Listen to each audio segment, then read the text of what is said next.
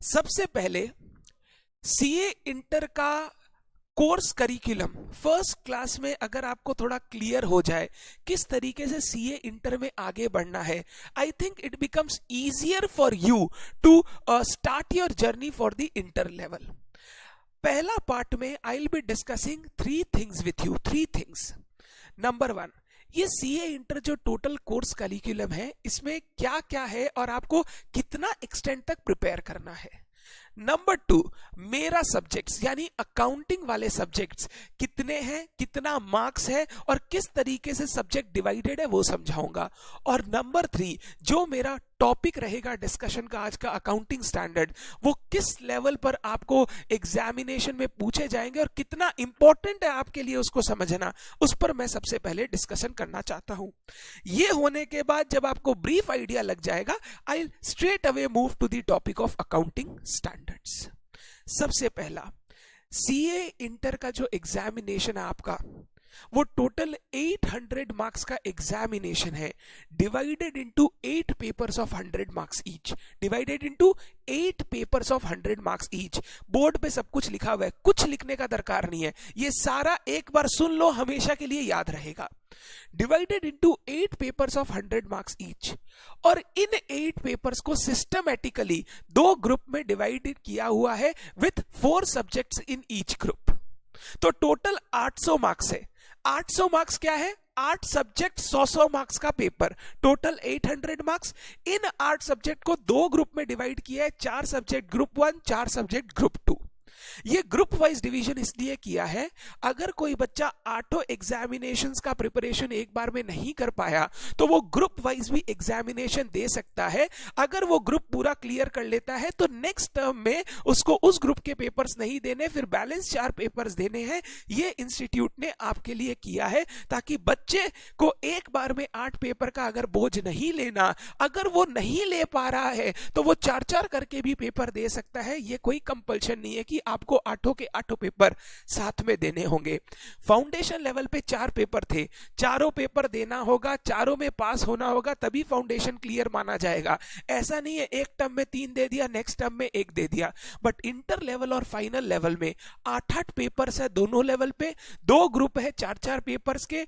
आप चाहो तो ग्रुप 1 ग्रुप 2 दोनों एक साथ दे सकते हो, आप चाहो तो ग्रुप 1 दे सकते हो या ग्रुप 2 दे सकते हो पहले, एंड नेक्स्ट टर्म में फिर दूसरा ग्रुप दे के पूरा क्लियर कर सकते हो।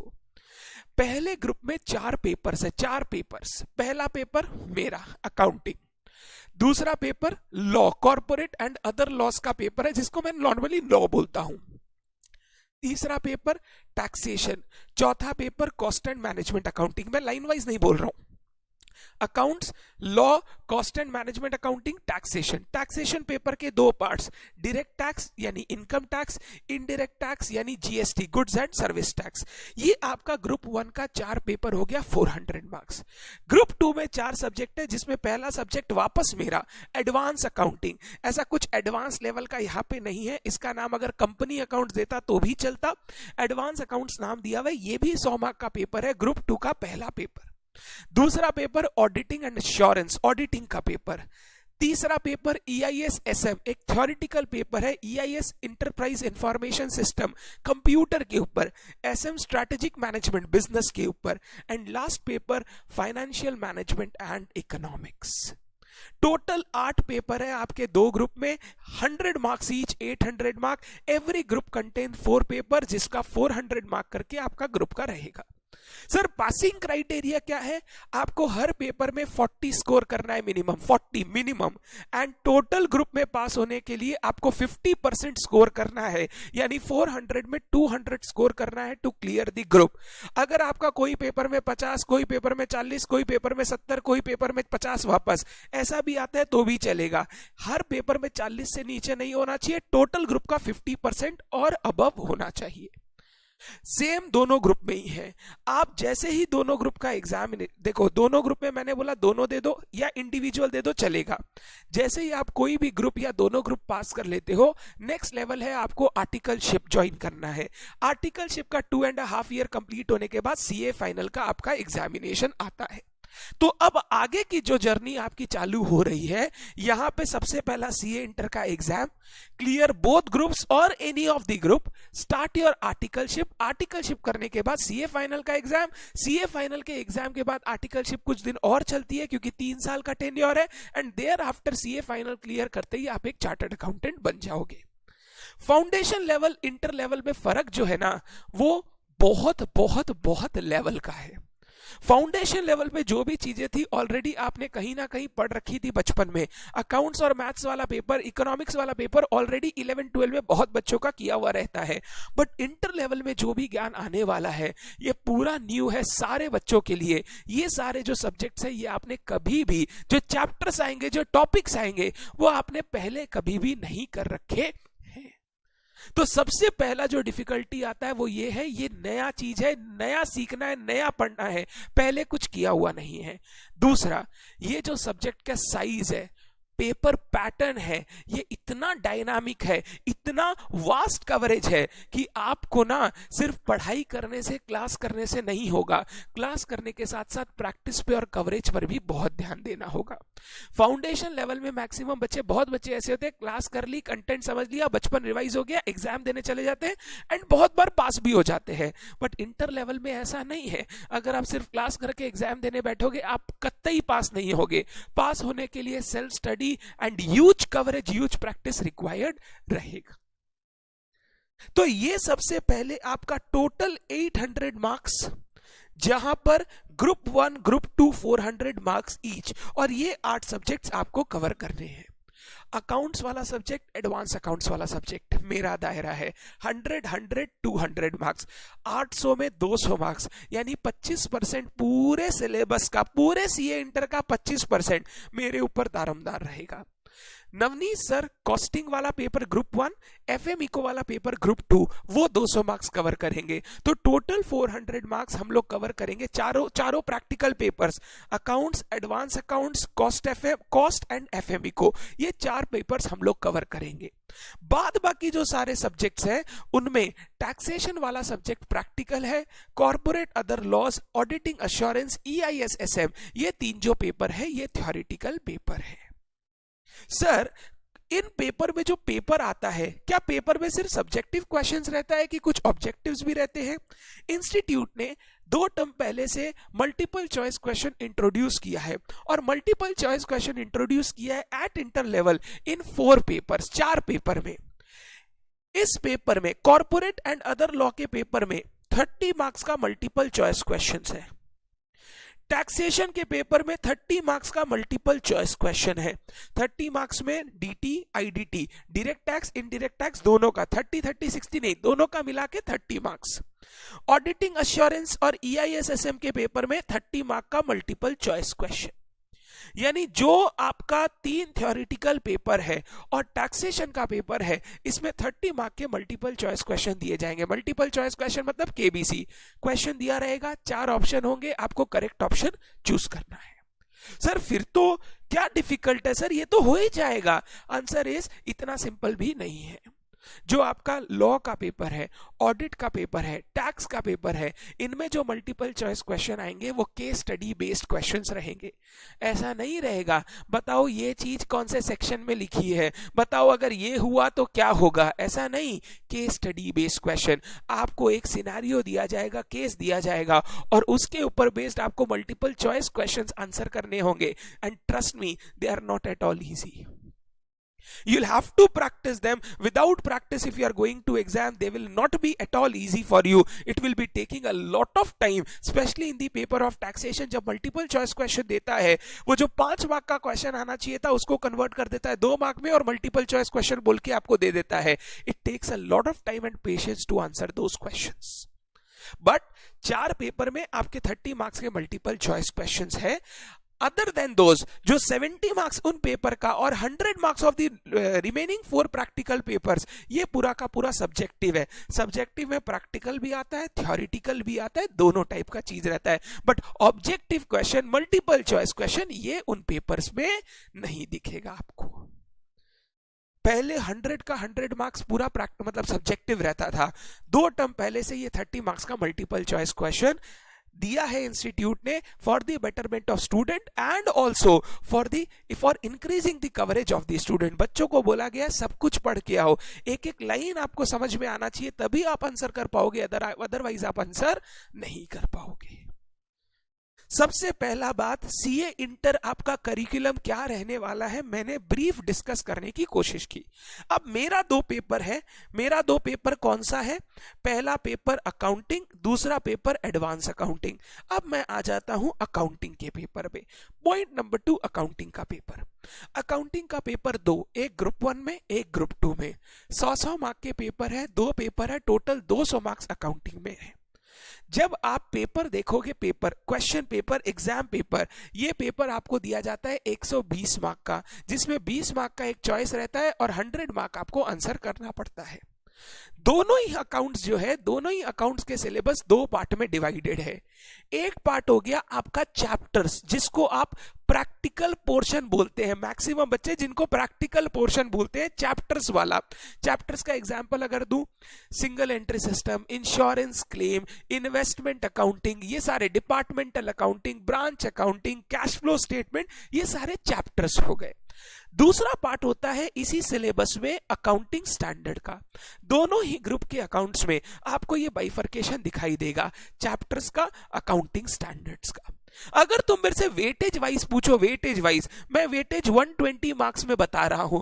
120 मार्क का जो पेपर आता है उसमें 90 to 95 मार्क चैप्टर्स का रहता है।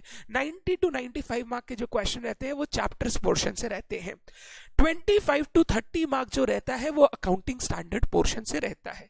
सर आप अकाउंटिंग स्टैंडर्ड पोर्शन पढ़ा रहे हो, मतलब आप छोटा वाला पोर्शन हम लोगों को पढ़ाओगे? बच्चा ये छोटा पोर्शन तो है, बट इसका सबसे बड़ा एक जो खासियत है वो ये है, दोनों ही पेपर में, चाहे अकाउंट्स हो चाहे एडवांस अकाउंट्स हो, जो कंपलसरी क्वेश्चन नंबर है, क्वेश्चन नंबर 1, उसमें आपको हमेशा अकाउंटिंग स्टैंडर्ड के ही क्वेश्चंस दिखाई देंगे, उनमें चैप्टर से क्वेश्चन नहीं दिए जाते हैं। अकाउंटिंग स्टैंडर्ड का इंपॉर्टेंस इसलिए है क्योंकि ये जो अकाउंटिंग स्टैंडर्ड आपके एग्जाम में क्वेश्चन आएगा, ये 20 मार्क का कंपलसरी क्वेश्चन रहेगा, जिसको आप छोड़ नहीं सकते, जो आपको अटेंड करना ही पड़ेगा। 25 to 30 मार्क में 20 मार्क कंपलसरी, 5 to 10 मार्क आपका क्वेश्चन नंबर 6 में रहता है, वो मैं सब बताऊंगा टाइम टू टाइम, तो वो आप कर भी सकते हो, आप ऑप्शन में छोड़ भी सकते हो, बट 20 मार्क तो आपको करना ही पड़ेगा। एंड तुमको एक बात बताऊं, तुम जो भी अकाउंटिंग करते हो, वो अकाउंटिंग जो मैं बोलता हूं कि इसको डेबिट करना है, इसको क्रेडिट करना है, प्रॉफिट आया तो पीएल में जाएगा, लॉस आया तो पीएल में जाएगा, मैं कहां से बोलता हूं तुमको? कोई टीचर तुमको बचपन में सिखाए हैं? कहां से सिखाए हैं? ये सारे रूल्स एंड रेगुलेशन कहीं ना कहीं तो लिखे होंगे, वो रूल्स एंड रेगुलेशन लिखे जाते हैं अकाउंटिंग स्टैंडर्ड में। मतलब ये जो चैप्टर्स में आप पढ़ाई करोगे ना कि ये ऐसे करेंगे, ये ऐसे करेंगे, ये वैसे हो जाएगा, ये ऐसे हो जाएगा, ये सारे के सारे rules and regulation accounting standards provide करते हैं। यानी चैप्टर्स को पढ़ने के लिए, चैप्टर्स का अकाउंटिंग करने के लिए आपको अकाउंटिंग स्टैंडर्ड की नॉलेज होनी चाहिए, क्योंकि ये नॉलेज आपकी बहुत सारी बचपन में ही ऑलरेडी हम लोगों ने आपको दे दी है। तो ऐसा नहीं है कि बिना अकाउंटिंग स्टैंडर्ड की आप चैप्टर्स कर नहीं सकते, बट अकाउंटिंग स्टैंडर्ड में कुछ बातें ऐसी आएंगी जो आपने चैप्टर्स में ऑलरेडी अप्लाई कर रखी होंगी, और वही आपका मेन बेस फॉर्म करता है पूरी की पूरी पढ़ाई का। मैं जो अकाउंटिंग स्टैंडर्ड्स आपको पढ़ाऊंगा, ये अकाउंटिंग स्टैंडर्ड इसलिए लाइव ले रहा हूं because they are very very very technical, and from those accounting standards only the total accounting procedure is governed. पूरा अकाउंटिंग में जो भी सीखने जाओगे वो उन्हीं चीजों से गवर्न होगा, इसीलिए मैं तुमको पढ़ाऊंगा भी अकाउंटिंग स्टैंडर्ड्स। सर चैप्टर्स की क्लासेस का क्या होगा? चैप्टर्स की क्लासेस रिकॉर्डेड वीडियो मोड में आपको दी जाएगी, और हर चैप्टर के बाद मैं फरवरी एंड के आसपास से स्टार्ट करूंगा रिवीजन कम प्रैक्टिस क्लासेस, जहां पे हम लोग समरी मैट को फिल करके पूरा रिवीजन करेंगे चैप्टर का, और फिर हर चैप्टर का एडिशनल क्वेश्चंस बना बना के चैप्टर को प्रैक्टिस कर करके कंप्लीट करेंगे। तो इस टर्म में फॉर नवंबर 2021 टर्म जो आपको क्लासेस दी जाएंगी, चैप्टर्स वाला part will be recorded with new lectures given for summary and extra questions. Accounting standard वाला पोर्शन ग्रुप 1 ग्रुप 2 दोनों का ही मैं आपके साथ लाइव लूंगा, और यही लाइव का तरीका रहेगा ऐप पर। ये लाइव आपको कहीं दूसरे प्लेटफॉर्म पे नहीं, नवीन क्लासेस ऐप पर ही आपको क्या करना है, लाइव करना है। तो अकाउंटिंग का अगर तुम मेरे से पूछो सिलेबस क्या है, मैं बोलूंगा अकाउंट्स में दोनों पेपर का ही सिलेबस दो पार्ट में डिवाइडेड है, chapters, accounting standard. Total 120 mark का जो पेपर होता है उसमें 90 to 95 मार्क चैप्टर से आते हैं, 25 to 30 मार्क आपको अकाउंटिंग स्टैंडर्ड से देखने को मिलेगा। मैं अभी आपको समझाऊंगा कैसे क्या क्वेश्चन आता है, वो सब समझाऊंगा। अब क्योंकि मैंने ये समझा दिया और मैंने बोला मेरा आज का मुद्दा अकाउंटिंग स्टैंडर्ड है, थोड़ी सी बात अकाउंटिंग स्टैंडर्ड्स पर कर लेते हैं। अकाउंटिंग स्टैंडर्ड दोनों ही पेपर में, group 1 accounts, group 2 advance accounts paper में आपको दिए गए हैं। वेटेज नॉर्मली 25 to 30 मार्क का आपको दोनों ही पेपर में देखने को मिलेगा। अगर ग्रुप 1 के पेपर में बात करो, टोटल अकाउंटिंग स्टैंडर्ड आपके सिलेबस में है 8। ग्रुप 1 के पेपर में 8 अकाउंटिंग स्टैंडर्ड्स आपके सिलेबस में है। सर ये 8 में आपने 6+2 क्यों लिखा? जो 6 अकाउंटिंग स्टैंडर्ड है वो हम एएस बोल के पढ़ेंगे, अकाउंटिंग स्टैंडर्ड बोल के पढ़ेंगे। जो 2 अकाउंटिंग स्टैंडर्ड है वो चैप्टर्स के अंदर इंक्लूडेड है।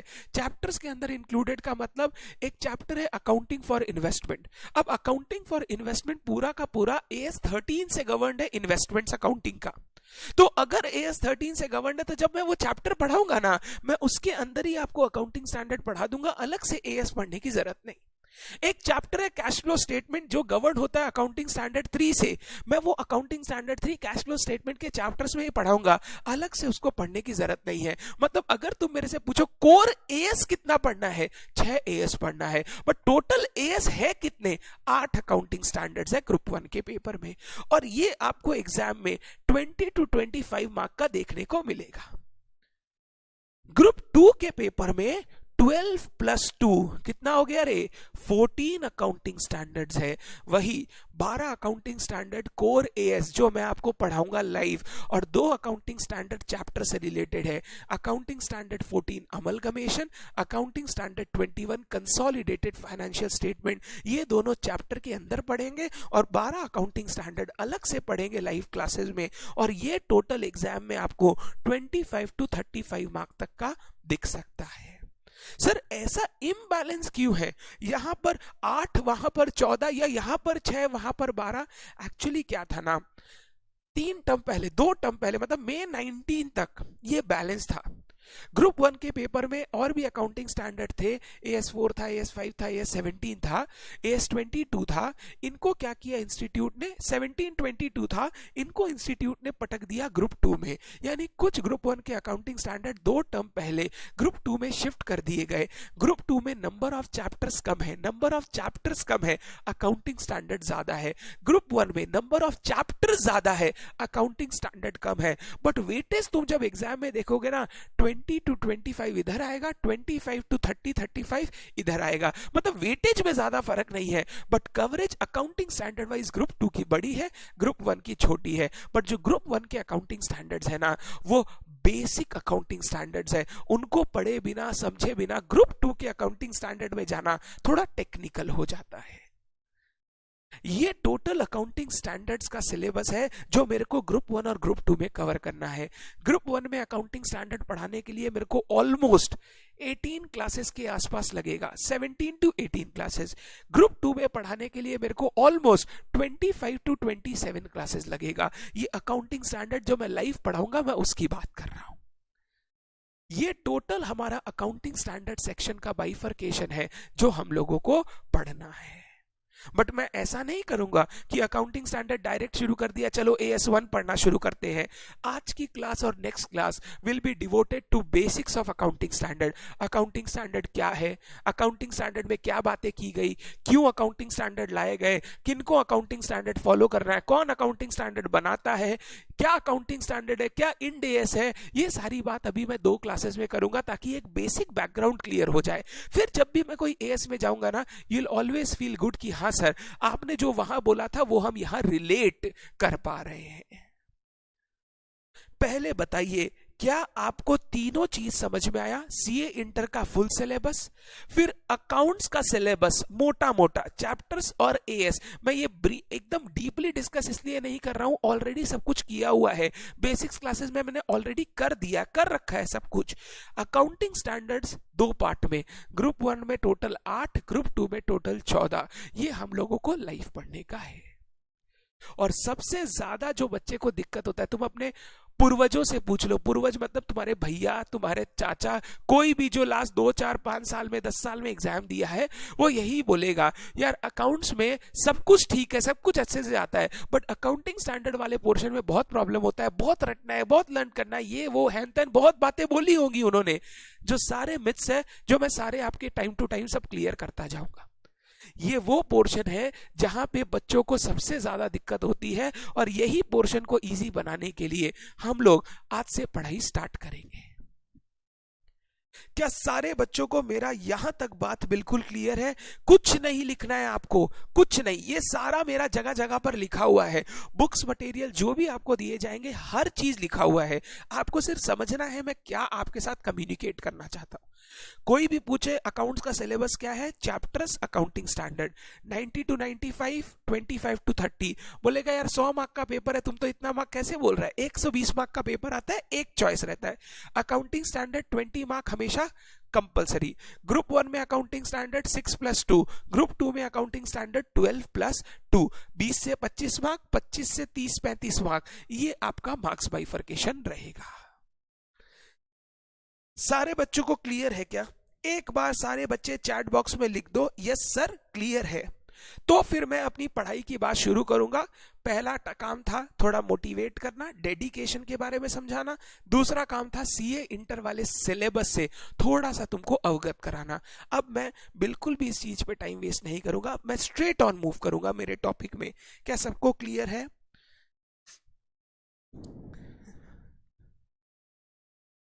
Very good, I will B short and crisp in all these things, ताकि हम लोग पढ़ाई में जा सके। वेरी गुड, चलो तो अब मैं चलता हूं हमारी अकाउंटिंग स्टैंडर्ड की मैट में। ये मैट आप लोगों को या तो मिल गई होंगी या मिल जाएंगी। आज की क्लास में मैट का बिल्कुल रिक्वायरमेंट नहीं है, सब कुछ आपको दिखेगा, मैं कुछ लिखवाऊंगा नहीं, मैं कुछ बोलूंगा नहीं। आज की क्लास में सिर्फ हम लोग बात करेंगे और अकाउंटिंग स्टैंडर्ड का मतलब समझेंगे। तो आज आपको बुक नहीं चाहिए, बट मैं बुक का एक टूर करवा रहा हूं ताकि तुमको क्लियर हो जाए अकाउंटिंग स्टैंडर्ड हम लोग पढ़ेंगे कैसे, क्योंकि सबसे टफ पोर्शन है। मेरे को इसको बहुत बहुत बहुत लॉजिकल तरीके से पढ़ाना पड़ता है ताकि तुमको कभी भी प्रॉब्लम ना हो। हम लोग जब पढ़ेंगे क्लासेस लगेगी इतनी सारी, हम लोग जब क्या बोलूं मॉक टेस्ट लेंगे तो आपको पढ़ना पड़ेगा इतना, और जब एग्जाम्स की बात आएगी एग्जाम के एक दिन पहले तब आपको पढ़ना है सिर्फ इतना। मतलब मैं पढ़ाऊंगा इतना, एग्जाम मॉक टेस्ट जब लूंगा तब इतना रिवाइज करके आओगे, और एग्जाम्स के लिए इतना सा टाइम में सारा काम हो जाएगा। इतने अच्छे तरीके से पढ़ेंगे कि एग्जाम के पहले जो एक दिन आपको मिलता है उस एक दिन में 2 घंटे के अंदर आप सारा का सारा अकाउंटिंग स्टैंडर्ड रिवाइज कर पाओ, आपका कोई टाइम वेस्ट ना हो। अब सुनना मेरी बात ध्यान से, ये मेरी ग्रुप 1 की अकाउंटिंग स्टैंडर्ड की मॉड्यूल है। ये सारा चीज मैं अगर आगे बढ़ाऊं, ये आ गया कंटेंट का पोर्शन। कंटेंट के पोर्शन में इंट्रोडक्शन पहला पार्ट है, फिर आपको 6 अकाउंटिंग स्टैंडर्ड दिख रहा होगा, AS1, AS2, AS10, AS11, AS12, AS16, total 6 accounting standard दिख रहा होगा। इंट्रोडक्शन का पार्ट ग्रुप 1 हो ग्रुप 2 हो सब सेम रहेगा, इसमें कोई अलग नहीं है, इंट्रोडक्शन रिमेन सेम। इसके नीचे मैंने दे रखा है पास्ट एग्जाम का एनालिसिस। पास्ट एग्जाम के एनालिसिस में आप देख पाओगे हर टर्म में 25 मार्क्स, 20 से लेकर 30 के बीच में 25-30 मार्क आपको हर टर्म में दिखाई देगा। और मैंने 3 पार्ट में डिवाइड किया है, case study based, theoretical type based और न्यूमेरिकल टाइप बेस्ड। ये तीनों का डिवीजन आपको ऑलरेडी दिखता रहेगा। इंडिविजुअल एएस में भी जब मैं जाऊंगा मैं हमेशा बताऊंगा ये एएस किस पर्पस के लिए या किस टाइप ऑफ क्वेश्चन के लिए रेलिवेंट है, ताकि आपका दिमाग हमेशा फ्रेम रहे कि मेरे को ये जो अकाउंटिंग स्टैंडर्ड है वो किस तरीके से पढ़ना है। इसके बाद अगर मैं एएस में जाऊं, ये मैं बाद में डिस्कस करूंगा, मैं लिखवाऊंगा आपको बाद में। पहला पार्ट इंट्रोडक्शन में मेरे को बोलना ही है, लिखवाना कम है। इंट्रोडक्शन के बाद मैं अगर कोई अकाउंटिंग स्टैंडर्ड में आऊं जैसे AS1, आपको दिखेगा हर अकाउंटिंग स्टैंडर्ड में मैंने पहले प्रोविजन लिखना चालू किया, एक्सप्लेनेशन के लिए पूरी की पूरी टेबल छोड़ दी, मतलब पढ़ने के बाद इसका जो एक्सप्लेनेशन है, मतलब है जो मैंने आपके साथ क्लास में डिस्कस किया, मैं उस एक्सप्लेनेशन टेबल में लिखा दूंगा। अकाउंटिंग स्टैंडर्ड के लिए कोई कॉपी नहीं चाहिए आपको, मैं बुक में ही कराऊंगा। कॉपी सिर्फ एक काम के लिए चाहिए, वो है क्वेश्चंस का प्रैक्टिस करने के लिए। मैं क्लास के बाद जो आपको होमवर्क दूंगा, होमवर्क वाला पार्ट के लिए आपको एक पतला सा कॉपी बना के रखना है ताकि आप एडिशनल क्वेश्चन प्रैक्टिस कर सको। अदरवाइज अकाउंटिंग स्टैंडर्ड पूरा का पूरा बुक में ही हम लोग पढ़ाई करेंगे। एक्सप्लेनेशन हर के बाद आपको दिख जाएगा, हर प्रोविजन के बाद एक्सप्लेनेशन। फिर प्रोविजन से रिलेटेड जो क्वेश्चन है मैं वो प्रोविजन के नीचे ही देता हूं ताकि प्रोविजन पढ़ने के बाद जब क्वेश्चन पढ़े आप रिलेट कर पाओ। ओके, मैंने अभी ये पढ़ा, इस पर ऐसा टाइप का क्वेश्चन हमको पूछा जा सकता है, और उस क्वेश्चन के नीचे आपको आंसर का पूरा टेबल दिखाई देगा जहां पर मैं वो आपके साथ क्वेश्चन डिस्कस करके क्लास में सॉल्व करवाऊंगा। ये जो क्वेश्चंस आपको दिखाई दे रहे हैं जिनके नीचे आंसर का पूरा स्पेस छोड़ा हुआ है, ये सारे क्वेश्चंस मैं क्लास में कराऊंगा। क्वेश्चन 4, क्वेश्चन 5, क्वेश्चन 6, क्वेश्चन 7, ये 7 क्वेश्चन जैसे ग्रुप अकाउंटिंग स्टैंडर्ड 1 में मैं आपको क्लास में सॉल्व कराऊंगा। लिखेंगे प्रॉपरली जैसे एग्जाम में आपको सॉल्व करना है। उसके बाद इसी मैट में नेक्स्ट पार्ट आपको दिखाई देगा समरी। पूरा अकाउंटिंग स्टैंडर्ड कंप्लीट होने के बाद 10 से 15 मिनट लेकर हम लोग उसका समरी पॉइंट वाइज पॉइंट लिखते जाएंगे इस टेबल में। आप जब क्लास से जाने के बाद पहली बार घर पे पढ़ाई करोगे तब आप पूरी अच्छी तरीके से पूरे एएस का टेक्स्ट और एक्सप्लेनेशन पढ़ोगे। Second, third, fourth time and exam से पहले जब आप पढ़ोगे आप सिर्फ इस समरी को पढ़ोगे। ये समरी मैं आपको ऐसी बनाकर दूंगा जिसमें relevant text, relevant words, important word सब कुछ कवर रहेंगे। अगर आप एग्जाम से पहले ये भी अच्छे से पढ़ के जाते हो और इन वर्ड्स को भी लिख के आते हो, you'll get full marks, आपका कोई मार्क्स वहां पे कट नहीं किया जाएगा। तो ये समरी भी हम लोग बुक के अंदर ही करेंगे। इस समरी के लिए भी हम लोगों को कोई कॉपी नहीं बनानी। अकाउंटिंग स्टैंडर्ड का समरी अकाउंटिंग स्टैंडर्ड के बुक के अंदर ही हो जाएगा। इसके बाद ये हो गए सेल्फ टेस्ट क्वेश्चन। कुछ क्वेश्चन जो मैं आपको बोलूंगा आपको घर पे लिखने हैं, ये ऐसे क्वेश्चन है जो बहुत स्ट्रेट फॉरवर्ड होंगे या फिर जो क्वेश्चन ऑलरेडी मैंने क्लास में करा रखे हैं उसके रेप्लिका होंगे। यहां पर सेल्फ टेस्ट में कभी आपको नया टाइप का क्वेश्चन देखने नहीं मिलेगा। होता क्या है, अब इंस्टीट्यूट का मटेरियल देखो तो एक स्टडी मटेरियल, फिर उसका RTP revision test paper, past question paper, model test papers, mock test papers, बहुत कुछ रहता है। हम लोगों को आपको वो सारा कंटेंट प्रोवाइड करना पड़ता है सो that you can have the maximum coverage.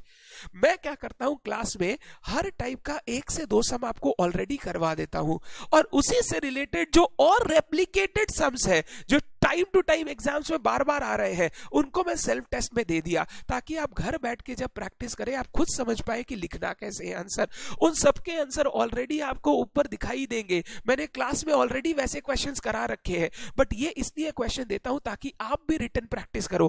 Class में तो क्या होता है, जब मैं क्वेश्चन पढ़ता हूं, जब मैं एक्सप्लेन करता हूं, जब मैं लिखवाता हूं, बहुत ऑब्वियस लगता है, आपको लगेगा यार ये तो हम कर ही सकते थे, बट वही चीज जब घर पे आपको खुद से करना पड़ता है ना, बहुत बार ऐसा होता है आप थोड़ा सा फील करते हो कि नहीं हमको थोड़ा और पढ़ लेना चाहिए। उससे आपको एक्चुअल पता चलता है कि आप उस लेवल पे पहुंच पा रहे हो कि नहीं पहुंच पा रहे।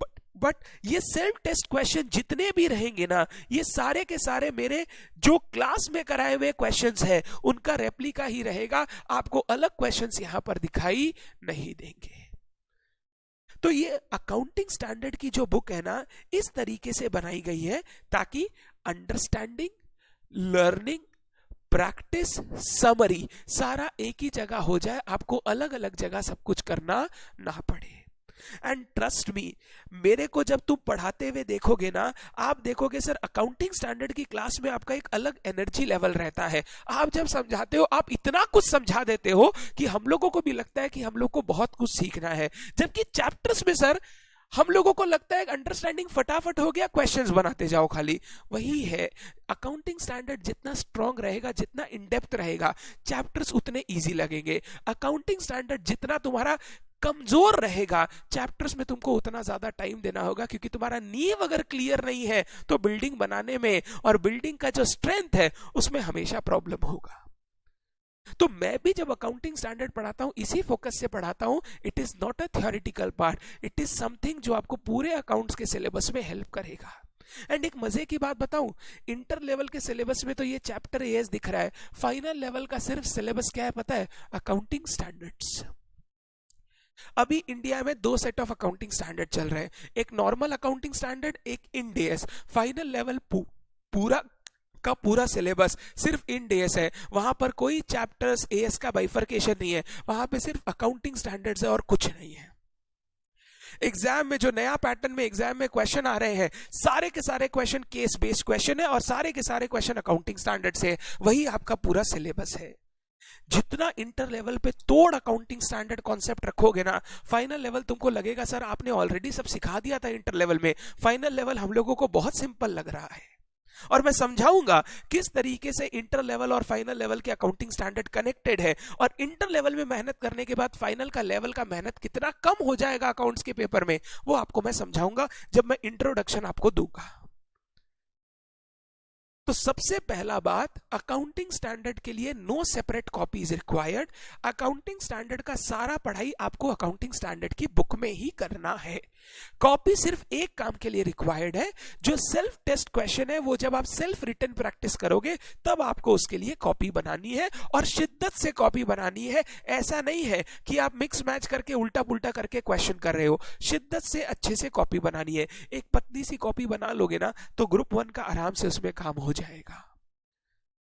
तो हम लोग जो भी अकाउंटिंग स्टैंडर्ड पढ़ेंगे, सारा का सारा अकाउंटिंग स्टैंडर्ड बुक में ही पढ़ेंगे। Is my point clear to everyone in the class? Can I start my first topic now? Can I start my first topic now? सारे बच्चे एक बार बता दो, क्या मैं टॉपिक स्टार्ट कर सकता हूं?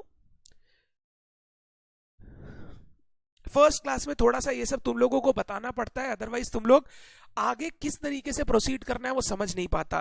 फर्स्ट क्लास में ये सब समझ गए, नेक्स्ट क्लास से इतना बोलना नहीं रहेगा, सीधा स्टार्ट करूंगा, टॉपिक पढ़ाई स्टार्ट। और मेरा आदत है अकाउंटिंग स्टैंडर्ड में, अगर मान लो कोई अकाउंटिंग स्टैंडर्ड 3 क्लास चल रहा है, फर्स्ट क्लास में जो पढ़ाया सेकेंड क्लास के बिगिनिंग में उसका रिवीजन वापस, वो फिर सेकंड क्लास का पढ़ाई, थर्ड क्लास में जब है फर्स्ट और सेकंड क्लास का रिवीजन, फिर थर्ड क्लास का पढ़ाई, ताकि थर्ड क्लास के एंड में जब समरी लिखने जाए ना तुमको याद हो जाए अकाउंटिंग स्टैंडर्ड में था क्या। समरी तुम खुद बोलो कि सर इस पॉइंट में ये लिखना है, इस पॉइंट में ये लिखना है, इस पॉइंट में ये लिखना है, मेरे लिए काम और आसान हो जाएगा, तुमको भी अलग से लर्न करने का दरकार नहीं पड़ेगा। डन है? चलिए स्टार्ट करता हूं टॉपिक नंबर 1। टॉपिक का हेडिंग देखो क्या है, इंट्रोडक्शन टू अकाउंटिंग स्टैंडर्ड्स। ये पूरा का पूरा जो टॉपिक है, इस टॉपिक में हम लोग क्या पढ़ने वाले हैं पहले ये समझो। कोई भी ए स्टार्ट करूंगा, क्या पढ़ाना है उसमें पहले वो समझाऊंगा। इंट्रोडक्शन टू अकाउंटिंग स्टैंडर्ड वाले टॉपिक में हम लोगों को कुछ छोटे छोटे क्वेश्चंस आंसर करने हैं। क्या छोटे छोटे क्वेश्चन सर जो तुम्हारे दिमाग में अभी आ रहे होंगे? अकाउंटिंग स्टैंडर्ड होता क्या है, अकाउंटिंग स्टैंडर्ड के अंदर क्या चीज का हम लोगों को सॉल्यूशन प्रोवाइड किया जाएगा, अकाउंटिंग स्टैंडर्ड में एक्चुअली है क्या, अकाउंटिंग स्टैंडर्ड क्यों लाए गए, अकाउंटिंग स्टैंडर्ड कौन बनाता है, क्या अकाउंटिंग स्टैंडर्ड फॉलो करना मैंडेटरी है, अगर मैंडेटरी है तो कौन सी बिजनेस एंटिटी को अकाउंटिंग स्टैंडर्ड फॉलो करना है, इंड एस क्या है, आईएफआरएस क्या है, ये सब वर्ड सुना होगा कहीं ना कहीं। इंड एस क्या है, आईएफआरएस क्या है, क्यों इंडिया में इंड एस आ रहा है, इंड एस कैसे कैसे एंटिटीज पर एप्लीकेबल है। ये बहुत छोटे छोटे छोटे क्वेश्चंस जो है मेरे को आपके साथ इस पर्टिकुलर टॉपिक में समझाने हैं, आपके साथ डील करने हैं। ये डील करना पता है क्यों जरूरी है? तुम किसी दफ्तर में गए, किसी ऑफिस में गए, किसी क्लाइंट के पास गए ऑडिट करने के लिए, तुम वहां पर ऑडिट कर रहे हो। ऑडिट क्या चीज की करते हैं हम लोग? फाइनेंशियल स्टेटमेंट की। फाइनेंशियल स्टेटमेंट मतलब तो आप समझते ही हो, जो पूरे साल भर कामकाज हुआ उसका फाइनल रिजल्ट क्या है, वो फाइनेंशियल स्टेटमेंट, जिसमें पीएल बनाते हैं, बैलेंस शीट बनाते हैं, कैश फ्लो स्टेटमेंट बनाते हैं, वगैरह वगैरह सब कुछ। वो फाइनेंशियल स्टेटमेंट का हम लोगों को क्या करना पड़ता है? चेक करना पड़ता है कि उस फाइनेंशियल स्टेटमेंट में जो भी लिखा है वो ट्रू एंड फेयर है या नहीं। अब ट्रू एंड फेयर होने के लिए फाइनेंशियल स्टेटमेंट जो बने होने चाहिए वो रूल्स रेगुलेशन के हिसाब से बने होने चाहिए, और अकाउंट से रिलेटेड रूल्स क्या है? Accounting standards. तो आपको सबसे पहले चेक करना होगा जिस एंटिटी का, क्लाइंट का आप ऑडिट करने जा रहे हो उन पर अकाउंटिंग स्टैंडर्ड एप्लीकेबल है या नहीं।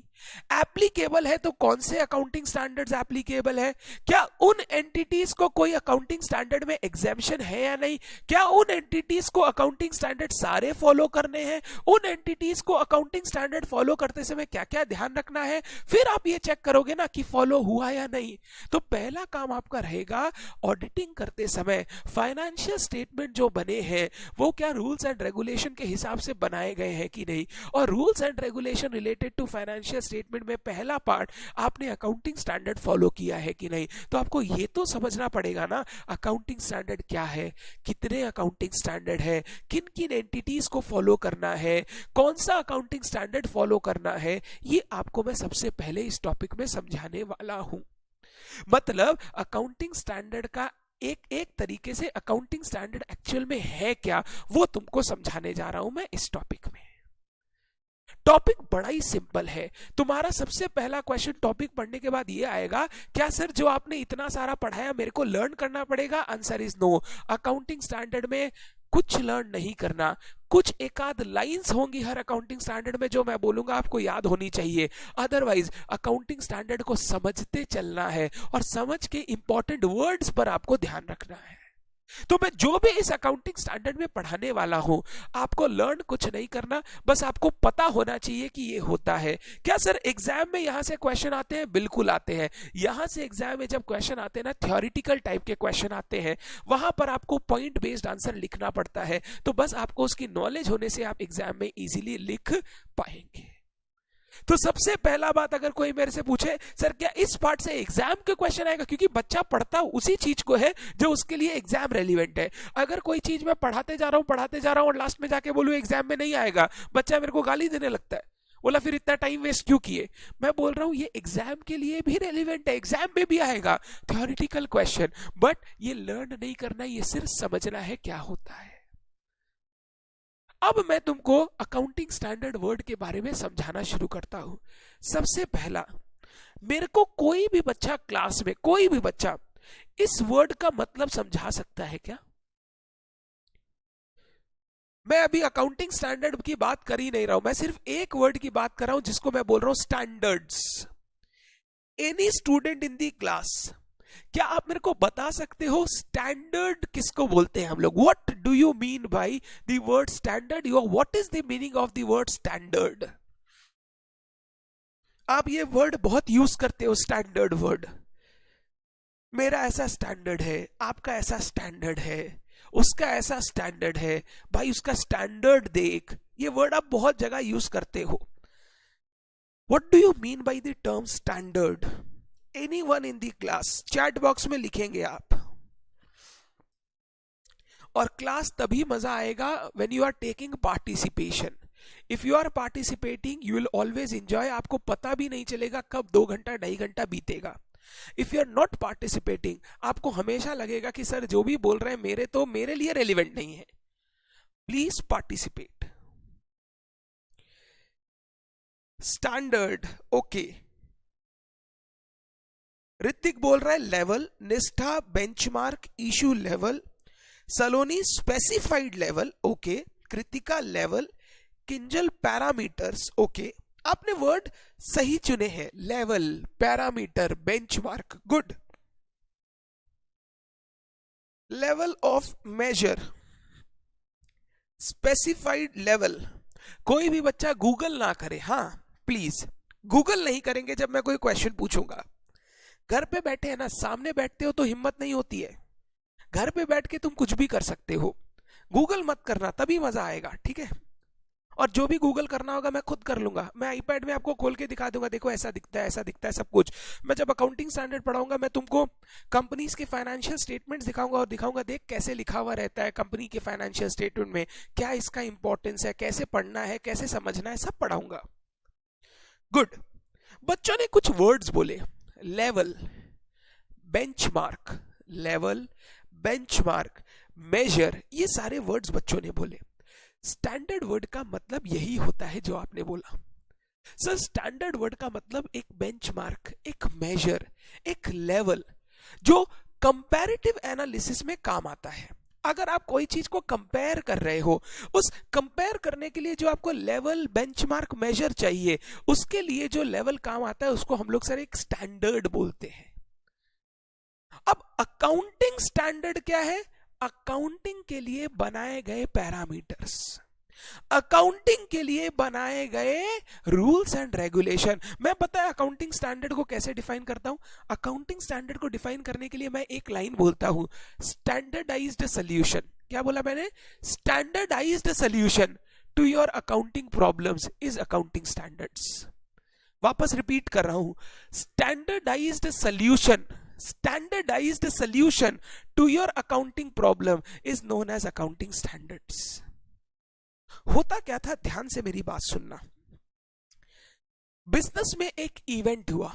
आप इवेंट ट्रांजैक्शन वर्ड्स अब समझने लग गए हैं फाउंडेशन के बाद। अगर किसी को दिक्कत है अभी भी, जो मेरी बेसिक्स क्लासेस है इंटर लेवल की, वो आप देख सकते हो, रेफर कर सकते हो, पढ़ाई स्टार्ट कर सकते हो, वो यूट्यूब पर ऑलरेडी डाली हुई है। अकाउंटिंग में, बिजनेस में कोई एक इवेंट या ट्रांजैक्शन हुआ, ठीक है। उस ट्रांजैक्शन को हम लोग सबसे पहले क्या करते हैं? बुक्स ऑफ अकाउंट्स में रिकॉर्ड करते हैं। क्या करते हैं? बुक्स ऑफ अकाउंट्स में रिकॉर्ड करते हैं। रिकॉर्ड करते समय कुछ दिक्कतें आती हैं। क्या दिक्कतें? सुनना और सोचने का कोशिश करना। नंबर 1, ये कब रिकॉर्ड करना चाहिए? टाइमिंग ऑफ रिकॉर्डिंग, हम लोग उसको बोलते हैं रिकॉग्निशन। क्या बोलते हैं? रिकॉग्निशन। जैसे मान लो मेरे पास एक कस्टमर आया, मैं मान लो स्टेशनरी डीलर हूं, या मैं मान लो एक टीचर ही हूं। चलो मैं अपना ही एग्जांपल देता हूं, टीचर हूं। एक स्टूडेंट आया, सेंटर पे एक स्टूडेंट आया। स्टूडेंट आके बोला, सर मेरे को सीए इंटर का अविनाश संचेती सर का, नवनीत मुंद्रा सर का अकाउंट्स कॉस्ट एफएम का कोर्स परचेज करना है, आप उसकी डिटेल्स दीजिए। मेरा जो स्टाफ बैठा है वहां पे, वो सारा डिटेल्स उसको समझाता है, वेबसाइट वगैरह दिखा देता है, किस तरीके से परचेज करते हैं, सब समझा देता है। फिर वो बच्चा बोलता है, ठीक है सर मैं समझ गया, मैं एक दिन में आपको बताता हूं। क्या ये एक दिन बाद जो वो मेरे को बताएगा, मैं उसको अभी ही खुश होके ये बोल दूं कि अब कल एक सेल्स होने वाला है, उस सेल्स को रिकॉर्ड करने की प्रक्रिया शुरू कर दो? Answer is no. Sir sales होने के लिए उस बच्चे ने क्या आपका कोर्स सब्सक्राइब किया? मैंने बोला नहीं, बट वो बोला है ना एक दिन में बता देगा। तो सर आप अभी कैसे सोच सकते हो एक दिन में बता देगा? सर अभी तो रुक जाओ, उसको बताने दो। ये रूल्स है रिकॉग्निशन का, कब इस ट्रांजैक्शन को रिकॉर्ड किया जाए। मान लो नेक्स्ट दिन आके वो मेरे को पैसा दे दिया। हमने उसको बोला आपको कोर्स और मटेरियल 7 दिन के अंदर प्रोवाइड कर देंगे, 7 दिन के अंदर प्रोवाइड कर देंगे। और एक चीज और बोला, अगर तुम 1 महीना कोर्स देखते हो और तुमको लगता है तुमको नहीं समझ में आ रहा है, हमारी पॉलिसी है आप रिटर्न कर देना, हम आपको पैसा रिफंड कर देंगे। अमेजन पे होता है ना, अमेजन पे आपने गुड्स खरीदा, 7 दिन देख लो, 7 दिन में नहीं आया, रिफंड करा लो, रिप्लेस करा लो, वगैरह वगैरह जो भी रहता है। अब मान लो नेक्स्ट दिन वो आके पैसा दे दिया, बट मैंने उसको 1 महीने का टाइम दिया, नहीं पसंद आया तो वो रिटर्न करके पैसा रिफंड ले सकता है। क्या मैं उस समय सेल रिकॉर्ड कर दूं जब उसने सब्सक्राइब किया, पैसे दे दिए? Considering, having in mind, keeping in mind that एक महीना के अंदर वो आके मेरे को रिफंड भी कर सकता है, मतलब मेरे से रिफंड भी मांग सकता है। यानी हो सकता है वो तीसरे दिन आए और बोले अविनाश सर का कोर्स हमको नहीं चाहिए, मेरे को मेरे पैसे वापस कर दो। क्या मैं सेल्स उसी दिन रिकॉर्ड कर दूं जिस दिन उसने पैसा दे दिया, या मैं वेट करूं कि 1 महीना खत्म हो, अब वो नहीं आएगा, अब उसको पसंद आ गया है, बल्ले बल्ले अब मेरी कोर्स की रिकॉर्डिंग कर लो, सेल की रिकॉर्डिंग कर लो कि वो बच्चा खरीद के लेके गया, मेरे को पैसे दे दिए। मैं अभी ये आंसर नहीं करने वाला हूं कब रिकॉर्ड करें, मैं सिर्फ ये बताने जा रहा हूं कि आपको एक पर्टिकुलर ट्रांजैक्शन करते समय ये प्रॉब्लम आ सकती है कि इस ट्रांजैक्शन को मैं रिकॉर्ड कब करूं। सबसे ज्यादा प्रॉब्लम तब आती है जब उस एक पर्टिकुलर ट्रांजैक्शन में बहुत सारे इवेंट्स रिलेटेड है, बहुत सारे इवेंट्स रिलेटेड है। तो किस इवेंट पर एक्चुअली मेरे को उसका रिकॉर्डिंग करना चाहिए, ये कैसे पता किया जाए? दूसरा, रिकॉर्डिंग करेंगे किस वैल्यू पर रिकॉर्ड करें? कोई ट्रांजैक्शन को रिकॉर्ड करने के लिए एक monetary value, money measurement concept, कौन सी वैल्यू पर रिकॉर्ड करें? मान लो 35,000 का कोर्स है, हमने बोल रखा है कॉम्बो में लोगे तो 30,000 रुपए में, 30,000 रुपए में मिल जाएगा। तो सर हम 35,000 पे रिकॉर्ड करके 5,000 डिस्काउंट दिखाएं या 30,000 पे रिकॉर्ड करें? सर फिर 30,000 रिकॉर्ड करने के बाद अकाउंट्स की, एडवांस अकाउंट्स की, एफएम की, इको की, कॉस्ट की फीस कैसे डिवाइड करें? सर अकाउंट्स में तो हम लोगों को सारा दिखाना पड़ेगा, क्यों? आप और नवनीत सर पार्टनर है तो ईयर एंड पे आप लोग प्रॉफिट डिस्ट्रीब्यूट करोगे, तो पता तो चलना चाहिए ना किसने कितनी मेहनत की, किसका कितना सेल्स आया, उसके हिसाब से उसका प्रॉफिट डिस्ट्रीब्यूशन होना चाहिए। तो रिकॉर्ड करते समय मेरे को यह ध्यान रखना है कौन सा, मेरे को किस वैल्यू पे रिकॉर्ड करना है ट्रांजैक्शन को। ये दूसरा दिक्कत आता है। अब रिकॉर्ड मैंने कर लिया, रिकॉर्ड करने के बाद ईयर एंड पे बताओ क्या करना है, इस पूरे ट्रांजैक्शन जो साल भर में हुए उनका समराइज रिजल्ट फाइनेंशियल स्टेटमेंट में बनाना है। अब फाइनेंशियल स्टेटमेंट में ये ट्रांजैक्शन मैं कैसे प्रेजेंट करूं? ये जो मैंने सामने वाले को सेल किया, सुनना मेरी बात ध्यान से, मान लो सेल किया अभी जनवरी में सेल किया, 6 महीने का कोर्स ड्यूरेशन है, 6 महीने का कोर्स ड्यूरेशन है, और मैं 31 मार्च को अपना फाइनल अकाउंट्स बनाऊंगा, 31 मार्च को। सोच के बताना, ये जो 6 महीने का कोर्स ड्यूरेशन है, जनवरी, फरवरी, मार्च, अप्रैल, मई, जून तक चलेगा, जून तक चलेगा। क्या ये पूरी की पूरी सेल्स मैं इसी साल दिखा लूं? क्योंकि पैसा आज मिल गया है, बट सर्विस 6 महीने प्रोवाइड करेंगे हम लोग। क्या मैं वो पूरा का पूरा इनकम इस साल रिकॉर्ड कर लूं, या फिर 3 महीने का इनकम इस साल, 3 महीने का इनकम नेक्स्ट ईयर? अगर इनकम नेक्स्ट ईयर में रिकॉर्ड होगा तो इस साल उसको received in advance, pre received बोल के दिखाना होगा। मैं क्या करूं उस चीज का? ये हम लोगों को प्रॉब्लम आएगा जब हम लोग फाइनेंशियल स्टेटमेंट बनाएंगे। अब फाइनेंशियल स्टेटमेंट जब बनाएंगे तो मेरे को स्टेक होल्डर के लिए इंफॉर्मेशन डिस्क्लोज करनी है। क्या टाइप की इंफॉर्मेशन, कैसी इंफॉर्मेशन, कितनी इंफॉर्मेशन डिस्क्लोज करनी है, ये दिक्कत आएगा जब हम लोग फाइनेंशियल स्टेटमेंट बनाएंगे। तो एक पर्टिकुलर ट्रांजैक्शन को मैं रिकॉर्ड कब करूं, उसको किस वैल्यू पर रिकॉर्ड करूं, फाइनेंशियल स्टेटमेंट में कैसे प्रेजेंट करूं, उससे रिलेटेड क्या क्या इंपॉर्टेंट बातें डिस्क्लोज करूं, ये सारी दिक्कत आती है जब एक बिजनेस में एक ट्रांजैक्शन या इवेंट होता है। क्योंकि ये प्रॉब्लम्स आपके पास आती है, इनका कोई सल्यूशन भी आपको निकालना पड़ेगा। जब तक अकाउंटिंग स्टैंडर्ड्स नहीं थे ना, हर एंटिटी अपने हिसाब से जो उसको समझ में आता था उस हिसाब से उस ट्रांजैक्शन को रिकॉर्ड करती थी, मेजर करती थी, प्रेजेंट करती थी। अब इससे प्रॉब्लम क्या होता था, ध्यान से सुनना। मान लो मेरा एक एंटिटी है नवीन क्लासेस, ठीक है, टीचिंग एंटिटी, मान लो नवीन क्लासेस लिमिटेड, नवीन क्लासेस लिमिटेड, इसका शेयर्स मार्केट में चल रहा है, ट्रेड हो रहा है। और एक पढ़ाने वाली कंपनी है, मान लो सीए पढ़ाते हैं, एबीसी लिमिटेड।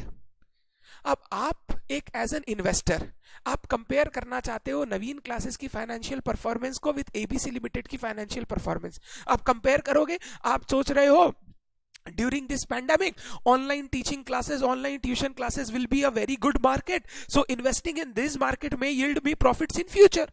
तो आप कंपेयर करने निकले नवीन क्लासेस को एबीसी लिमिटेड को, नवीन क्लासेस को अनअकैडमी को, नवीन क्लासेस को बाईजूस को। सर आप क्या से कंपेयर कर रहे हैं सर? कभी ना कभी तो हम भी बनेंगे, हम लोग लेवल तो वही सोच के रखना चाहिए। आप एम फॉर द मून या aim for the star so that you can reach the moon, जो भी आपका प्रोवर्ब होता है। तो नवीन क्लासेस बाईजूस को कंपेयर करने निकले। आप देख रहे हो नवीन क्लासेस इस तरीके से अपनी इनकम को रिकॉर्ड कर रहा है, बाईजूस किसी और तरीके से अपनी इनकम को रिकॉर्ड कर रहा है। जब मैं फाइनेंशियल परफॉर्मेंस कंपेयर करूंगा, मेरे को तो दोनों का कंपैरिजन का रिजल्ट ही कुछ और दिखेगा। नवीन क्लासेस क्या कर रहा है, जो जनवरी में फीस आ गई, पूरा का पूरा इसी साल इनकम दिखा दिया, सर्विस कभी भी देनी है। बाईजूस क्या कर रहा है, 6 महीने की फीस इस साल 3 महीने का दिखाया, नेक्स्ट ईयर 3 महीने का नेक्स्ट ईयर दिखाएगा इनकम। तो बाईजूस का जो प्रॉफिट है वो कम दिखाई देगा, नवीन क्लासेस का इस साल का प्रॉफिट ज्यादा दिखाई देगा। नॉट बिकॉज उन्होंने अलग अलग परफॉर्म किया है, बिकॉज उनकी अकाउंटिंग पॉलिसीज अलग अलग है। उन्होंने एक ही ट्रांजैक्शन को, मान लो एक बच्चा मेरे से 30,000 का खरीदा, एक ही कोर्स खरीदा 30,000 का पूरे साल भर में, बाईजूस से भी 30,000 का कोर्स खरीदा, बट नवीन क्लासेस ने क्या किया, पूरा 30,000 इस साल का इनकम दिखा दिया। बाईजूस ने इस साल 15,000 इनकम दिखाया, नेक्स्ट ईयर 15,000 इनकम दिखाया। पीएल जब देखोगे कौन बेटर दिखेगा? पीएल जब देखोगे नवीन क्लासेस बेटर दिखेगा। Not because Naveen classes has performed well, but Naveen classes की पॉलिसी वो थी, अकाउंटिंग पॉलिसी वो थी।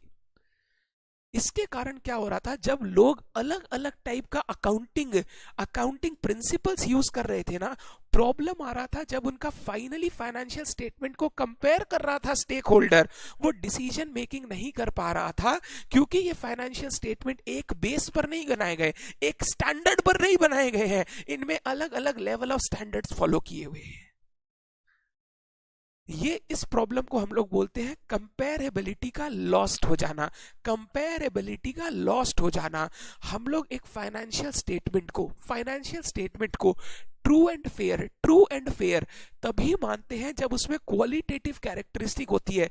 फाउंडेशन में ऐसा वर्ड सुना होगा, कुछ नाम सुने होंगे, relevance, reliability, understandability, comparability. Comparability एक बहुत इंपॉर्टेंट कैरेक्टरिस्टिक है जो किसी भी फाइनेंशियल स्टेटमेंट में होना चाहिए। अगर फाइनेंशियल स्टेटमेंट कंपेरेबल ही नहीं है, आप कभी भी डिसीजन ले ही नहीं पाओगे कि आपको किस एंटिटी में अपना पैसा इन्वेस्ट करना चाहिए। तो जब ये प्रॉब्लम आ रहा था कि हर एंटिटी एक पर्टिकुलर अकाउंटिंग इवेंट को, अकाउंटिंग ट्रांजैक्शन को अलग अलग तरीके से रिकॉर्ड कर रहा है, प्रेजेंट कर रहा है, तो there was a need to standardise these diversified accounting practices. Word बोल रहा हूं, to standardise these diversified accounting practices and to diversify and to standardize these diversified principles हम लोगों को लाना पड़ा अकाउंटिंग स्टैंडर्ड्स। अकाउंटिंग स्टैंडर्ड क्या है? एक रूल, रेगुलेशन, स्टैंडर्ड, पैरामीटर है जिसके हिसाब से आपको कोई ट्रांजैक्शन को रिकॉर्ड करना चाहिए, प्रेजेंट करना चाहिए। और ये जो रिकॉर्ड और प्रेजेंटेशन का जो लेवल है ना, मैक्सिमम एक्सटेंट तक एक पर्टिकुलर स्टैंडर्डाइज कर दिया गया है। यहां पर डाइवर्सिटी का स्कोप नहीं दिया गया है। कुछ जगह अभी भी डाइवर्सिटी अलाउड है, बट मैक्सिमम जगह पर क्या दिया गया है? एक पर्टिकुलर ट्रांजैक्शन है, इसको इस तरीके से रिकॉर्ड और प्रेजेंट करना है, चाहे नवीन क्लासेस करो चाहे एबीसी करो, unless there is a material difference in transaction. अगर ट्रांजैक्शन एक टाइप का है तो उसका रिकॉर्डिंग प्रेजेंटेशन भी एक टाइप से होना चाहिए। इस स्टैंडर्डाइजेशन लाया गया अकाउंटिंग स्टैंडर्ड्स के थ्रू। तो सबसे पहला बात आपको यह समझ में आना चाहिए, अकाउंटिंग स्टैंडर्ड्स का मतलब क्या है। एक लाइन याद कर लो मेरे साथ, कभी पूछेगा नहीं, बट ये लाइन याद रहने से ऑलमोस्ट आपको हमेशा याद आ जाएगा। Standardised solution to your accounting problems. अगर अकाउंटिंग में कोई प्रॉब्लम आ रहा है तो उसका एक स्टैंडर्ड सेट ऑफ सॉल्यूशन दिया गया। कहां पर? अकाउंटिंग स्टैंडर्ड्स में। अब क्वेश्चन अराइज करता है, सर ये अकाउंटिंग स्टैंडर्ड्स जो है ये बनाता कौन है? ये मैंडेटरी है कि नहीं फॉलो करना? ये सारा इस टॉपिक में हम लोग line by line, time by time discuss करते चलेंगे। पहले सारे बच्चे क्लास के मेरे को ये बताओ, क्या अकाउंटिंग स्टैंडर्ड वर्ड का मतलब सारे बच्चों को क्लियर है? और क्यों ये अकाउंटिंग स्टैंडर्ड लाए गए? एक ही आंसर होना चाहिए, to enhance comparability, to reduce diversified accounting practices. Accounting standard लाया गया। क्या सारे बच्चों को अकाउंटिंग स्टैंडर्ड वर्ड का मतलब समझ में आया? सारे बच्चे प्लीज चैट बॉक्स में लिखेंगे आप, मैं जब बोलूं तभी लिखना है आपको। इससे मेरे को ब्रेक भी मिल जाता है और तुमसे थोड़ा सा बात भी हो जाता है कि तुम सो नहीं रहे हो। ठीक है, यहां पे हम लोग अटेंडेंस नहीं लेते, अटेंडेंस काटते भी नहीं है। आना है आओ, नहीं आना है मत आओ, तुमको बाद में करना तो पड़ेगा ही।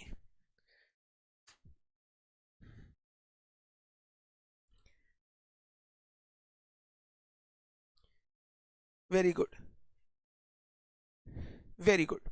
सारे बच्चे बोल रहे हैं सर अकाउंटिंग स्टैंडर्ड वर्ड का मतलब क्लियर हो गया। अब मेरे साथ पहला पैराग्राफ और दूसरा पैराग्राफ आप रीड करोगे, कोई हड़बड़ी नहीं है, बिल्कुल स्लो, बिल्कुल स्टेडी, एकदम शांति से। लर्न करना है क्या? नहीं, क्या लर्न करना है मैं बताऊंगा, बस वही चीज लर्न करना है, अदरवाइज आपको कुछ भी लर्न नहीं करना है। ये प्रेशर मत लेना कि अविनाश सर इतना पढ़ा दिए, हमको इतना सारा लर्न कैसे होगा, मत करना। एग्जाम में एक भी चीज नहीं पूछेगा, और ट्रस्ट मी, मैं जो बोलूंगा वही एग्जाम में आएगा, मैं जो बोल दूंगा नहीं आएगा वो कभी नहीं आएगा। इतना एक्सपीरियंस कैरी कर रहा हूं कि मैं जो बोलूंगा वही टाइप की चीजें आपको एग्जाम में देखने को मिलेंगी। थोड़ा सा लर्न करने पे फोकस कम, अंडरस्टैंडिंग पे फोकस ज्यादा। चलिए पहला पॉइंट पढ़ते हैं हम लोग। सब बच्चों को दिख रहा होगा, मैंने थोड़ा जूम भी कर दिया। पहला पॉइंट है हमारा मीनिंग। क्या बोला देखो, accounting standards are written policy documents. Written policy documents, ये क्या है मतलब? डॉक्यूमेंट्स, डॉक्यूमेंट्स रिटन है, डॉक्यूमेंट्स रिटन ही होता है। डॉक्यूमेंट्स जिसके जहां पर क्या चीज लिखा हुआ है पता है, अकाउंटिंग प्रिंसिपल्स एंड पॉलिसीज, जहां पर अकाउंटिंग प्रिंसिपल्स और पॉलिसीज के बारे में आपको बताया गया है। बुक नहीं है, आपको कुछ नहीं सोचना है, कुछ नहीं लिखना है, तुम सिर्फ समझते जाओ। आज बुक का जरूरत ही नहीं है, सिर्फ ध्यान दो। Issued by, issued by, issue कौन कर रहा है, एक्सपर्ट अकाउंटिंग बॉडी और बाई गवर्नमेंट और अदर रेगुलेटरी बॉडी। अलग अलग कंट्री में अलग अलग रेगुलेटरी बॉडी है, ऐसा जरूरी नहीं है हर कंट्री में गवर्नमेंट ही इशू करेगा। हमारे इंडिया में क्या रूल है बताऊंगा तुमको। कभी कई कई कंट्री में अकाउंटिंग बॉडीज बनाया हुआ है, एक्सपर्ट बॉडीज बनाया हुआ है, वही अकाउंटिंग स्टैंडर्ड इशू करता है, गवर्नमेंट मान लेता है, वही पब्लिक को मानना है। कहीं कहीं गवर्नमेंट बोलता है तुम बनाओ, फिर हम बोलेंगे इशू होगा कि नहीं, फॉलो करना है कि नहीं, हम बोलेंगे उसके बाद ही फॉलो होगा। तो by issued by expert accounting body या फिर गवर्नमेंट या अदर रेगुलेटरी बॉडी। आगे कवरिंग द एस्पेक्ट्स, क्या कवर कर रहा है, सबसे इंपॉर्टेंट यही है, covering the aspects of recognition. Recognition मतलब किसी ट्रांजैक्शन को कब रिकॉर्ड किया जाए। रिकॉग्निशन का मतलब सिंपल मतलब लिखा रहा हूं, रिकॉर्डिंग अ ट्रांजैक्शन। दूसरा वर्ड क्या बोला, मेजरमेंट। मेजरमेंट का मतलब वैल्यू, किस वैल्यू पे मैं उसको रिकॉर्ड करूंगा, मेजर करूंगा, फाइनेंशियल स्टेटमेंट में किस वैल्यू पर दिखाऊंगा। तीसरा प्रेजेंटेशन। प्रेजेंटेशन का मतलब फाइनेंशियल स्टेटमेंट में कहां पर और किस तरीके से उसको प्रेजेंट किया जाएगा for stakeholders. And number 4 disclosure of accounting transactions in the financial statements. 4 aspects cover कर रहा है, recognition, measurement, presentation, disclosure. Recognition, measurement, presentation, disclosure, ये 4 वर्ड याद करना है। पूरे ज्ञान में 4 वर्ड याद करना है, और नेक्स्ट टॉपिक भी ना ये 4 वर्ड ही है। तो मैंने क्या बोला, देखो accounting standards are written documents issued by expert accounting body, government or regulatory body covering the aspects of recognition, measurement, presentation and disclosure of transaction in the financial statements। एक पर्टिकुलर ट्रांजैक्शन कब किस value पर record किया जाए, financial statement में कैसे present किया जाए, और उससे रिलेटेड क्या इंफॉर्मेशन डिस्क्लोज की जाए, ये आपको अकाउंटिंग स्टैंडर्ड बताएगा। और accounting standard is a law, rule, regulation. जब भी आप अकाउंटिंग करेंगे आपको इनको फॉलो करना पड़ेगा या फॉलो करना चाहिए, सो दैट फाइनेंशियल स्टेटमेंट जो डिफरेंट डिफरेंट एंटिटीज के बने वो कंपेरेबल बने। आप सारे एंटिटीज के फाइनेंशियल स्टेटमेंट को पढ़ के उनको कंपेयर कर पाओ, उनकी परफॉर्मेंस को कंपेयर कर पाओ, जज कर पाओ। तो मैंने आपको यही बोला, कोई भी ट्रांजैक्शन होगा आपको देखना पड़ेगा ट्रांजैक्शन को रिकॉर्ड कब करूं, किस वैल्यू पे करूं, फाइनेंशियल स्टेटमेंट में कैसे प्रेजेंट करूं, उससे रिलेटेड क्या क्या चीजें लोगों को बताऊं, ये सारा बात आपको अकाउंटिंग स्टैंडर्ड बताएगा। पहले बोलो, डेफिनेशन या मीनिंग ऑफ अकाउंटिंग स्टैंडर्ड सबको क्लियर है? लर्न नहीं करना है, लर्न बिल्कुल नहीं करना है, सिर्फ मीनिंग क्लियर होना चाहिए। मेरा सिर्फ इतना मोटिव है आपको समझा दूं, लर्न बिल्कुल नहीं करना है। जितने इंटेलिजेंट बच्चे हो, जितने मंद बुद्धि के बच्चे हो, अकाउंटिंग स्टैंडर्ड में सब सेम है, क्योंकि कुछ लर्न नहीं करना है, आपको सिर्फ समझते चलना है। जिसकी सोच तेज होगी वो अकाउंटिंग स्टैंडर्ड में राज करेगा। वेरी गुड, सारे बच्चों को ये वाली बात मीनिंग क्लियर है। अब इसी का दूसरा पार्ट, ये इसी से लिंक्ड टॉपिक है, issues dealt with by accounting standard. Accounting standard किन किन इश्यूज को डील करता है? 4 इश्यूज दिख रहे होंगे, 4 इश्यूज, इशू नहीं इश्यूज। इशू अपने एक स्टूडेंट का नाम है, इशू नहीं इश्यूज। 4 इश्यूज। पहला, recognition of events and transaction in the financial statement. In the financial statement नहीं बोल के बुक्स ऑफ अकाउंट्स बोलना चाहिए। ट्रांजैक्शन को हम लोग कभी फाइनेंशियल स्टेटमेंट में रिकॉर्ड नहीं करते, रिकॉर्ड करते हैं बुक्स ऑफ अकाउंट्स में। दूसरा, measurement of these transaction and events. Measure मतलब किस वैल्यू पर इन ट्रांजैक्शन इवेंट्स को दिखाया जाए। तीसरा, presentation of these transaction events in the financial statement in a manner that it is meaningful and understandable to the reader। ऐसे present करो जो पढ़ने वाला है वो पढ़ के समझ पाए उस चीज को। Number 4, disclosure requirement which should be there to enable the public at large and stakeholders and potential investor to get an insight into what these financial statements are trying to reflect. Disclosure करो, ऐसी information आपको बतानी चाहिए जिनसे पढ़ने वाला आदमी ये समझ सके कि इस पर्टिकुलर ट्रांजैक्शन के बारे में ये फाइनेंशियल स्टेटमेंट क्या बोलना चाहते हैं। टोटल 4 इश्यूज डील करता है financial statement: recognition, measurement, presentation, disclosure. Recognition, books of accounts में कब रिकॉर्ड करूं, मेजरमेंट, किस वैल्यू पे रिकॉर्ड करूं, फाइनेंशियल स्टेटमेंट में उसको किस वैल्यू पर दिखाऊं, प्रेजेंटेशन, फाइनेंशियल स्टेटमेंट में उस ट्रांजैक्शन को किस तरीके से कहां पर प्रेजेंट करूं, डिस्क्लोजर, उनसे रिलेटेड क्या इंफॉर्मेशन बताऊं ताकि स्टेक होल्डर को एक क्लियर पिक्चर मिल जाए कि इस पर्टिकुलर ट्रांजैक्शन में क्या हुआ था या इस पर्टिकुलर एलिमेंट में क्या हुआ था। टोटल 4 इश्यू डील करता है accounting standard: recognition, measurement, presentation, disclosure. क्या सर ये नाम लाइन से याद रखूं? लाइन से याद रखोगे हमेशा याद रहेगा।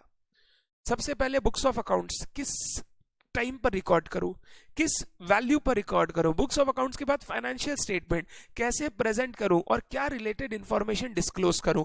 तो पहले बुक्स ऑफ अकाउंट्स का बात, फिर फाइनेंशियल स्टेटमेंट का बात। लाइन से याद रखोगे हमेशा लॉन्ग टर्म तक याद रहेगा। Recognition, measurement, presentation, disclosure. क्या पॉइंट नंबर 2 क्लियर है? ये जो पॉइंट है ना, पॉइंट नंबर 2, ये मैं चाहूंगा बच्चे को लर्न होना चाहिए।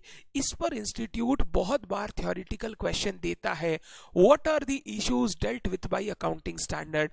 4 point: recognition of transaction and events in the books of accounts, measurement of these transaction events, presentation of transaction and events in the financial statement, disclosure of information related to those transaction events so as to enable the stakeholder or reader to get clear picture about that particular transaction or event। मेरे को 4 word होना जरूरी है, उसके बाद थोड़ा बना के लिखो, मेरे को कोई दिक्कत नहीं है। लर्न मतलब लर्न बाय हर्ट नहीं, इंपॉर्टेंट वर्ड्स आपको लर्न होने चाहिए। एग्जाम में हूबहू 5 मार्क का क्वेश्चन आपको दिया जा सकता है। क्या दोनों टॉपिक आपको बिल्कुल क्लियर है? एक बार सारे बच्चे लिखेंगे चैट बॉक्स में यस और नो। मैं सिर्फ यस बोलता हूं तो बच्चा लिख भी यस देता है, भले ही समझ में ना आया हो। यस और नो लिख दो। कोई दिक्कत है तो अभी तक के टॉपिक में आप डाउट पूछ सकते हो। डाउट का आपको टाइम दिया जा रहा है, आपका समय शुरू होता है अब। थोड़े लाइव सेशंस में ना ये थोड़ा टाइम एक्स्ट्रा इन्वॉल्व हो जाता है। क्लास में तो क्या रहता है, बच्चे का चेहरा देख के समझ में आ जाता है मैं क्या करूं आगे। बट लाइव क्लास में जब मैं ये ऑनलाइन लाइव ले रहा हूं, प्रॉब्लम ये होता है मेरे को ये नहीं समझ में आ रहा है तुम समझ पा रहे हो कि नहीं। क्यों? मैंने तो सारी बातें बोल दी, बट हो सकता है तुमको आउट ऑफ द बॉक्स कुछ क्वेश्चन याद आ गया हो। तो मैं चाहूंगा ये डाउट का समय 5-5 मिनट का देता रहूं ताकि तुम ब्रेक भी ले लो और नंबर 2 तुम्हारी प्रॉब्लम्स भी सॉल्व हो जाए।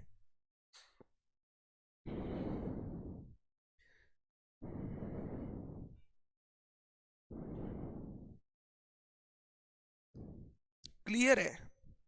बिल्कुल क्लियर है। Very very very good. अगर बिल्कुल क्लियर है ये 2 पॉइंट तो एक बार फटाफट, अकाउंटिंग स्टैंडर्ड क्या है? Accounting principles, rules and regulations are related to accounts. Short में बोलना है standardise solution to your accounting problems. 4 चीज के साथ डील करता है: recognition of transaction, measurement of those transaction events, presentation of transaction in financial statement, disclosure of information related to those transaction and events. Very very very good. Point 4 clear नहीं हुआ? Okay. कुसुम बोल रही है sir point 4 एक बार समझाओ। सुनना मेरा बात ध्यान से कुसुम, मैं कुछ समझाने की कोशिश कर रहा हूं, रिलेट करोगे। नेक्स्ट क्लास में या देयर आफ्टर जब मैं अकाउंटिंग स्टैंडर्ड 1 कराऊंगा, मैं कुछ फाइनेंशियल स्टेटमेंट्स आपको दिखाऊंगा कंपनीज के, उस समय ये पॉइंट बहुत अच्छे से क्लियर हो जाएगा। But for the time being मैं आपको कुछ बोल रहा हूं, आपको समझ में आ जाएगा। सुनना, मान लो मेरा एक कंपनी है, कंपनी का नाम रिलायंस इंडस्ट्रीज लिमिटेड, नाम तो सुना ही होगा। हमारे भाई की कंपनी है, हमारे खुद के भाई है, देखने में भी मेरे जैसे, साइज में भी मेरे जैसे और ऑरा भी मेरे जैसा, ठीक है ना। बस पैसा उनका अलग है, मेरा अलग है, कोई बात नहीं, भाई भाई पैसा अलग कर देता है। एक कंपनी है मेरी Reliance industries limited. Reliance industries limited का आप फाइनेंशियल स्टेटमेंट पढ़ रहे हो, financial statement PL balance sheet पढ़ रहे हो, ठीक है। पीएल बैलेंस शीट में आपने एक इंफॉर्मेशन देखी। क्या इंफॉर्मेशन देखी? जैसे मैं एग्जांपल दे रहा हूं, आपने एक इंफॉर्मेशन देखी, इन्वेस्टमेंट्स, इन्वेस्टमेंट्स 5,000 करोड़ या फिक्स्ड एसेट्स 5,000 करोड़, आपने ये इंफॉर्मेशन देखी, ठीक है। अब एक कंपनी में 5,000 करोड़ का मान लो फिक्स्ड एसेट है, मैं ये हाइपोथेटिकल फिगर देख रहा हूं, रिलायंस की बैलेंस शीट खोल के मत देखना, वहां पे थाउजेंड करोड़, इससे भी बहुत ज्यादा हो सकता है। 5,000 करोड़ का फिक्स्ड एसेट देखा तो नेक्स्ट क्वेश्चन आपका ये अराइज हो सकता है दिमाग में, ये 5,000 करोड़ के एसेट्स में कौन कौन सा एसेट्स है यार? प्लांट एंड मशीनरी भी हो सकता है, फर्नीचर भी हो सकता है, व्हीकल्स भी हो सकता है, शिप भी हो सकता है, एयरक्राफ्ट भी हो सकता है, कंप्यूटर्स भी हो सकते हैं, intangible assets like goodwill, patent, trademark वगैरह भी हो सकते हैं। तो ये फिक्स्ड एसेट जो 5,000 करोड़ दिखाया गया है बैलेंस शीट में, इनके अंदर क्या क्या है, ये एज अ स्टेक होल्डर तुम जानना चाहते हो। सर ये जानना क्यों है आपको? मान लो मेरी बैलेंस शीट, फिक्स्ड एसेट में तुमको दिखा 50 लाख के फिक्स्ड एसेट है। क्या 50 लाख का फिक्स्ड एसेट होने से ही मेरा बिजनेस बड़ा हो गया?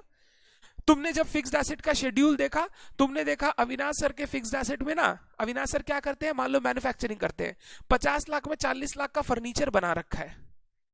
अब मैं एक मैन्युफैक्चरर हूं, मैन्युफैक्चरर, क्या चीज का मैन्युफैक्चरर? मान लो गारमेंट्स मैन्युफैक्चरर। 50 लाख का फिक्स्ड एसेट में 40 लाख का फिक्स्ड एसेट फर्नीचर का है, क्या मैंने प्रूडेंट इन्वेस्टमेंट किया है फिक्स्ड एसेट में? सर मैन्युफैक्चरर के पास मशीन्स होनी चाहिए, प्लांट होना चाहिए, आपके पास टूल्स इक्विपमेंट्स होने चाहिए, फर्नीचर भी होना चाहिए, बट सर 50 लाख में 40 लाख का फर्नीचर करते क्या हो? मैंने बोला शानदार ऑफिस बना रखी है यार, कभी आओ तुमको दिखाएंगे, आओ कभी हवेली पर। तुम बोले सर आप ये 40 लाख का फर्नीचर कितनी भी सुंदर ऑफिस बनाओ, सर हमारे लिए ये बेकार है। क्यों? सर आपके पास वेल्थ क्रिएट करने वाले एसेट्स नहीं है, वेल्थ क्रिएट करने वाले एसेट नहीं है तो सर आप लॉन्ग टर्म बिजनेस में सरवाइव नहीं कर पाओगे। तो सर आपको क्यूरियोसिटी होती है, जब मैं एक पर्टिकुलर एलिमेंट लिखता हूं, एक पॉइंट लिखता हूं फाइनेंशियल स्टेटमेंट में, उनसे रिलेटेड कुछ एडिशनल इंफॉर्मेशन जानने का, ताकि आप बिजनेस को ओवरऑल समझ सको और उसके बेसिस पे डिसीजन मेकिंग कर सको। ये जो एडिशनल इंफॉर्मेशन है ना, स्टेक होल्डर की नॉलेज इनहांस करने के लिए, उसको फाइनेंशियल स्टेटमेंट को समझाने के लिए, ये हम लोगों को इंफॉर्मेशन डिस्क्लोज करनी पड़ती है। एक सेगमेंट होता है फाइनेंशियल स्टेटमेंट का, सीखोगे, नोट्स टू अकाउंट्स। क्या होता है? Notes to accounts. Financial statement जब एक कंपनी का बनता है, अगर मैं कंपनी की बात करूं, फाइनेंशियल स्टेटमेंट जब बनता है उसमें 5 चीजें होती है, balance sheet, PL, cash flow statement, statement of changes in equity, notes to accounts. अभी एक एक के अंदर घुसने का जरूरत नहीं है, आपने बचपन में ट्रेडिंग पीएल बैलेंस शीट पढ़ रखा है ना, वो प्रोप्राइटरशिप पार्टनरशिप में पढ़ रखा है। कंपनी के कुछ रूल्स अलग है, शेड्यूल 3 आ जाता है, वहां पे उनको बोला गया है बैलेंस शीट बनाओ, पीएल बनाओ, कैश फ्लो बनाओ, नोट्स टू अकाउंट्स बनाओ। ये नोट्स टू अकाउंट्स क्या होता है? जो भी फाइनेंशियल स्टेटमेंट में आप बातें लिख रहे हो, बैलेंस शीट में कुछ लिखा, पीएल में कुछ लिखा, उनसे रिलेटेड बातें बताओ, ताकि हम समझ सके कि एक्चुअली क्या है आपके फाइनेंशियल स्टेटमेंट के अंदर। सिर्फ ये बोल देना फिक्स्ड एसेट 50 लाख का है, इससे हमको कुछ समझ में नहीं आ रहा है, मेरे को उस फिक्स्ड एसेट का बाइफरकेशन करके दो, तब मेरे को समझ में आएगा एक्चुअली वो फिक्स्ड एसेट मतलब जो है 50 लाख का, वो आपके लिए सही है या नहीं है, आपने प्रूडेंटली पैसा लगा रखा है या नहीं लगा रखा है। तो बोला क्या, देखो, the disclosure requirement which should be there to enable the public and stakeholder to get an insight into what these financial statements are trying to reflect, and thereby facilitating them to take prudent and informed business decisions। मेरे को फिर पता चलेगा detailed understanding के बाद पैसा लगाऊं या ना लगाऊं। कुसुम क्लियर है? कुसुम क्लियर है ये बात? पक्का 100% एक बार बोल दीजिए क्लियर है, तो फिर मैं आगे बढ़ूंगा। सर क्लास कब तक चलेगी? अब ये सब क्वेश्चन पूछना बिल्कुल बंद, बिल्कुल बंद। मैं खड़ा हूं, तुम घर पे बैठ के कन्वीनियंटली देख रहे हो वीडियो को, मेरा कंसर्न होना चाहिए जल्दी जल्दी खत्म करो ताकि बैठ पाऊं। आपका कंसर्न नहीं होना चाहिए, बिल्कुल बंद। कुसुम क्लियर है? कहां गायब हो गए? यस क्लियर है, ठीक है, चलो वेरी गुड। अब तीसरा पॉइंट, थ्योरेटिकल पॉइंट ही है, बेनिफिट्स ऑफ अकाउंटिंग स्टैंडर्ड। मैंने आपको समझा ही दिया बेनिफिट्स। पहला मैंने बोला था, बताओ क्या, जो डाइवर्सिफाइड अकाउंटिंग प्रैक्टिसेस चल रही थी, हर एंटिटी ट्रांजैक्शन को अपने तरीके से रिकॉर्ड कर रहा था ताकि उसका फाइनेंशियल परफॉर्मेंस पोजीशन अच्छा दिखे। उस डाइवर्सिफाइड अकाउंटिंग प्रैक्टिसेस को स्टैंडर्डाइज करना। पहला अगर आप पढ़ोगे तो आपको दिखेगा standardisation of alternative accounting treatments. अलग अलग टाइप के अकाउंटिंग ट्रीटमेंट को स्टैंडर्डाइज कर देना। स्टैंडर्डाइज करने से फायदा क्या हुआ, अब जो फाइनेंशियल स्टेटमेंट है वो क्या हो जाएंगे, कंपेरेबल हो जाएंगे। तो इससे बढ़ेगा comparability of financial statements. Comparable होने से अच्छा डिसीजन ले पाओगे। अच्छा डिसीजन लेने के लिए मैंने अभी बोला कुछ डिस्क्लोजर भी करने होंगे। अकाउंटिंग स्टैंडर्ड्स, अगर आप कंपनी की बात करो, कंपनी लॉ में लिखा हुआ है कि शेड्यूल 3 फॉलो करना है। शेड्यूल 3 में कुछ डिस्क्लोजर्स बोले हुए हैं जो आपको फाइनेंशियल स्टेटमेंट में करने होंगे। अकाउंटिंग स्टैंडर्ड एडिशनल डिस्क्लोजर, जैसे मैंने बोला था रिकॉग्निशन, मेजरमेंट, प्रेजेंटेशन, डिस्क्लोजर, उस आइटम के बारे में क्या क्या बातें डिस्क्लोज करें, accounting standard additional disclosure requirement provide करता है। जिससे फायदा क्या होता है, स्टेक होल्डर को एक पर्टिकुलर एलिमेंट के बारे में कंप्लीट सेट ऑफ इंफॉर्मेशन मिल जाती है जिससे वो अच्छे से डिसीजन ले सकता है। तो 3 चीज मैंने बोली। पहला, ऑल्टरनेटिव अकाउंटिंग प्रैक्टिसेस को स्टैंडर्डाइज करना। इससे फायदा क्या होगा, फाइनेंशियल स्टेटमेंट का कंपैरेबिलिटी इनहैंस होगा। और एडिशनल डिस्क्लोजर प्रोवाइड करना जिससे आपके फाइनेंशियल स्टेटमेंट की फुल इंफॉर्मेशन आपके स्टेक होल्डर्स को मिल सके। सर लर्न करना है क्या, खाली पॉइंट का जो मेन हेडिंग है वो पता होना चाहिए, बाय हार्ट कुछ भी लर्न नहीं करना है। एग्जाम में आता है क्या, बिल्कुल आ सकता है, एक छोटा 4 से 5 मार्क का क्वेश्चन, थ्योरेटिकल क्वेश्चन बोल के आ सकता है। मैंने पहले ही बोला इस पार्ट ऑफ अकाउंटिंग स्टैंडर्ड से थ्योरेटिकल क्वेश्चन आएंगे। ये एक ऐसा छोटा सा क्वेश्चन 4 से 5 मार्क का आ सकता है। पॉइंट अच्छे से लिखना, अंदर मन से बना के लिखना है, अंदर का ज्ञान आपको लर्न करने का जरूरत नहीं है। बट मेरे साथ एक बार पढ़ो तो सही क्या है, आ जाइए। Standardisation of alternative accounting treatment. पहला, standards reduced to a reasonable amount, extent or eliminate altogether confusing variations in the accounting treatment used to prepare financial statements। जो स्टैंडर्ड है वो एलिमिनेट कर देता है या रिड्यूस कर देता है जो ऑल्टरनेटिव प्रैक्टिसेस यूज कर रही है while preparing the financial statements. दूसरा, additional disclosure, there are certain areas where important information are not statutorily required to be disclosed. Standards may call for disclosure beyond that required by law। Law ने बोल रखा है ये बातें बता दो, हो जाएगा। स्टैंडर्ड बोला इनके साथ ये भी बताओ ताकि फाइनेंशियल स्टेटमेंट फुल रेस्पेक्ट में कंप्लीट इंफॉर्मेशन प्रोवाइड कर सके। तीसरा, application of accounting standard would to a limited extent facilitate comparison of financial statement of companies situated in different parts of the world and would also of different companies situated in the same country। जो आप diversified accounting practices अलग अलग जगह use करते हो उनको standardise करने से कंपेरेबिलिटी बढ़ जाएगी। अब जब मैं सिर्फ अकाउंटिंग स्टैंडर्ड्स की बात करता हूं, जो अभी अभी इंडिया में 2 set of accounting standard, normal accounting standard, Ind AS. जो नॉर्मल अकाउंटिंग स्टैंडर्ड है, इंडिया में जो छोटी कंपनीज है उनकी अकाउंटिंग प्रैक्टिसेस को कंपेरेबल बनाना। जो इंड एएस है, इंड एएस वो इंडिया की बड़ी कंपनीज और बाहर की कंपनीज का जो अकाउंटिंग प्रैक्टिसेस है उनको कंपेरेबल बनाना। अब जैसे ही ग्लोबलाइजेशन, लिबरलाइजेशन का समय शुरू हुआ, इंडिया में 1991 से आया, बट अभी वो एक अलग लेवल पे है। मोदी जी फॉरेन ट्रिप्स घूमने के लिए नहीं करते हैं, ग्लोबलाइजेशन के लिए करते हैं।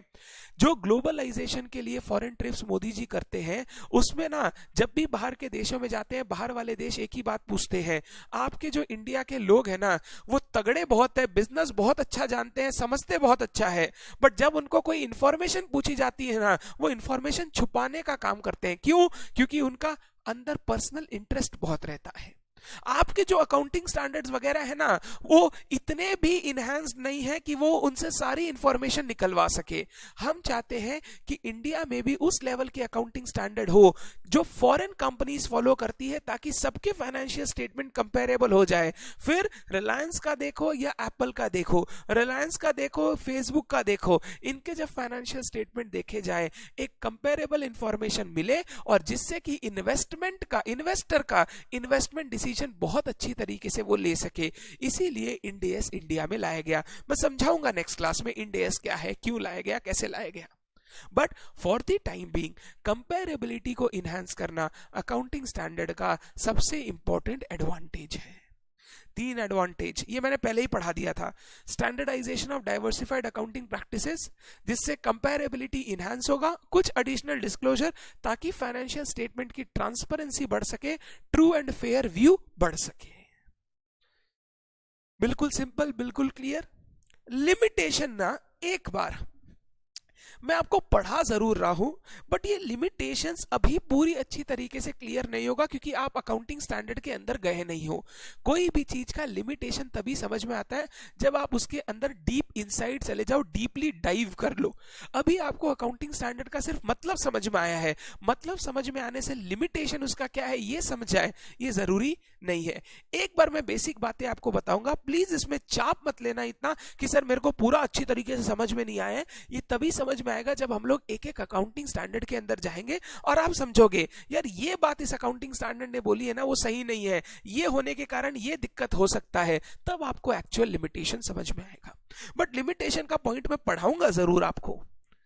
पहला देखना, सुनना ध्यान से, difficulties in making choice between different treatments. ध्यान से सुनना, ऐसे अकाउंटिंग स्टैंडर्ड ने डाइवर्सिफाइड प्रिंसिपल्स को स्टैंडर्डाइज किया है, बट 100% स्टैंडर्डाइजेशन ना पॉसिबल नहीं हो पाता है।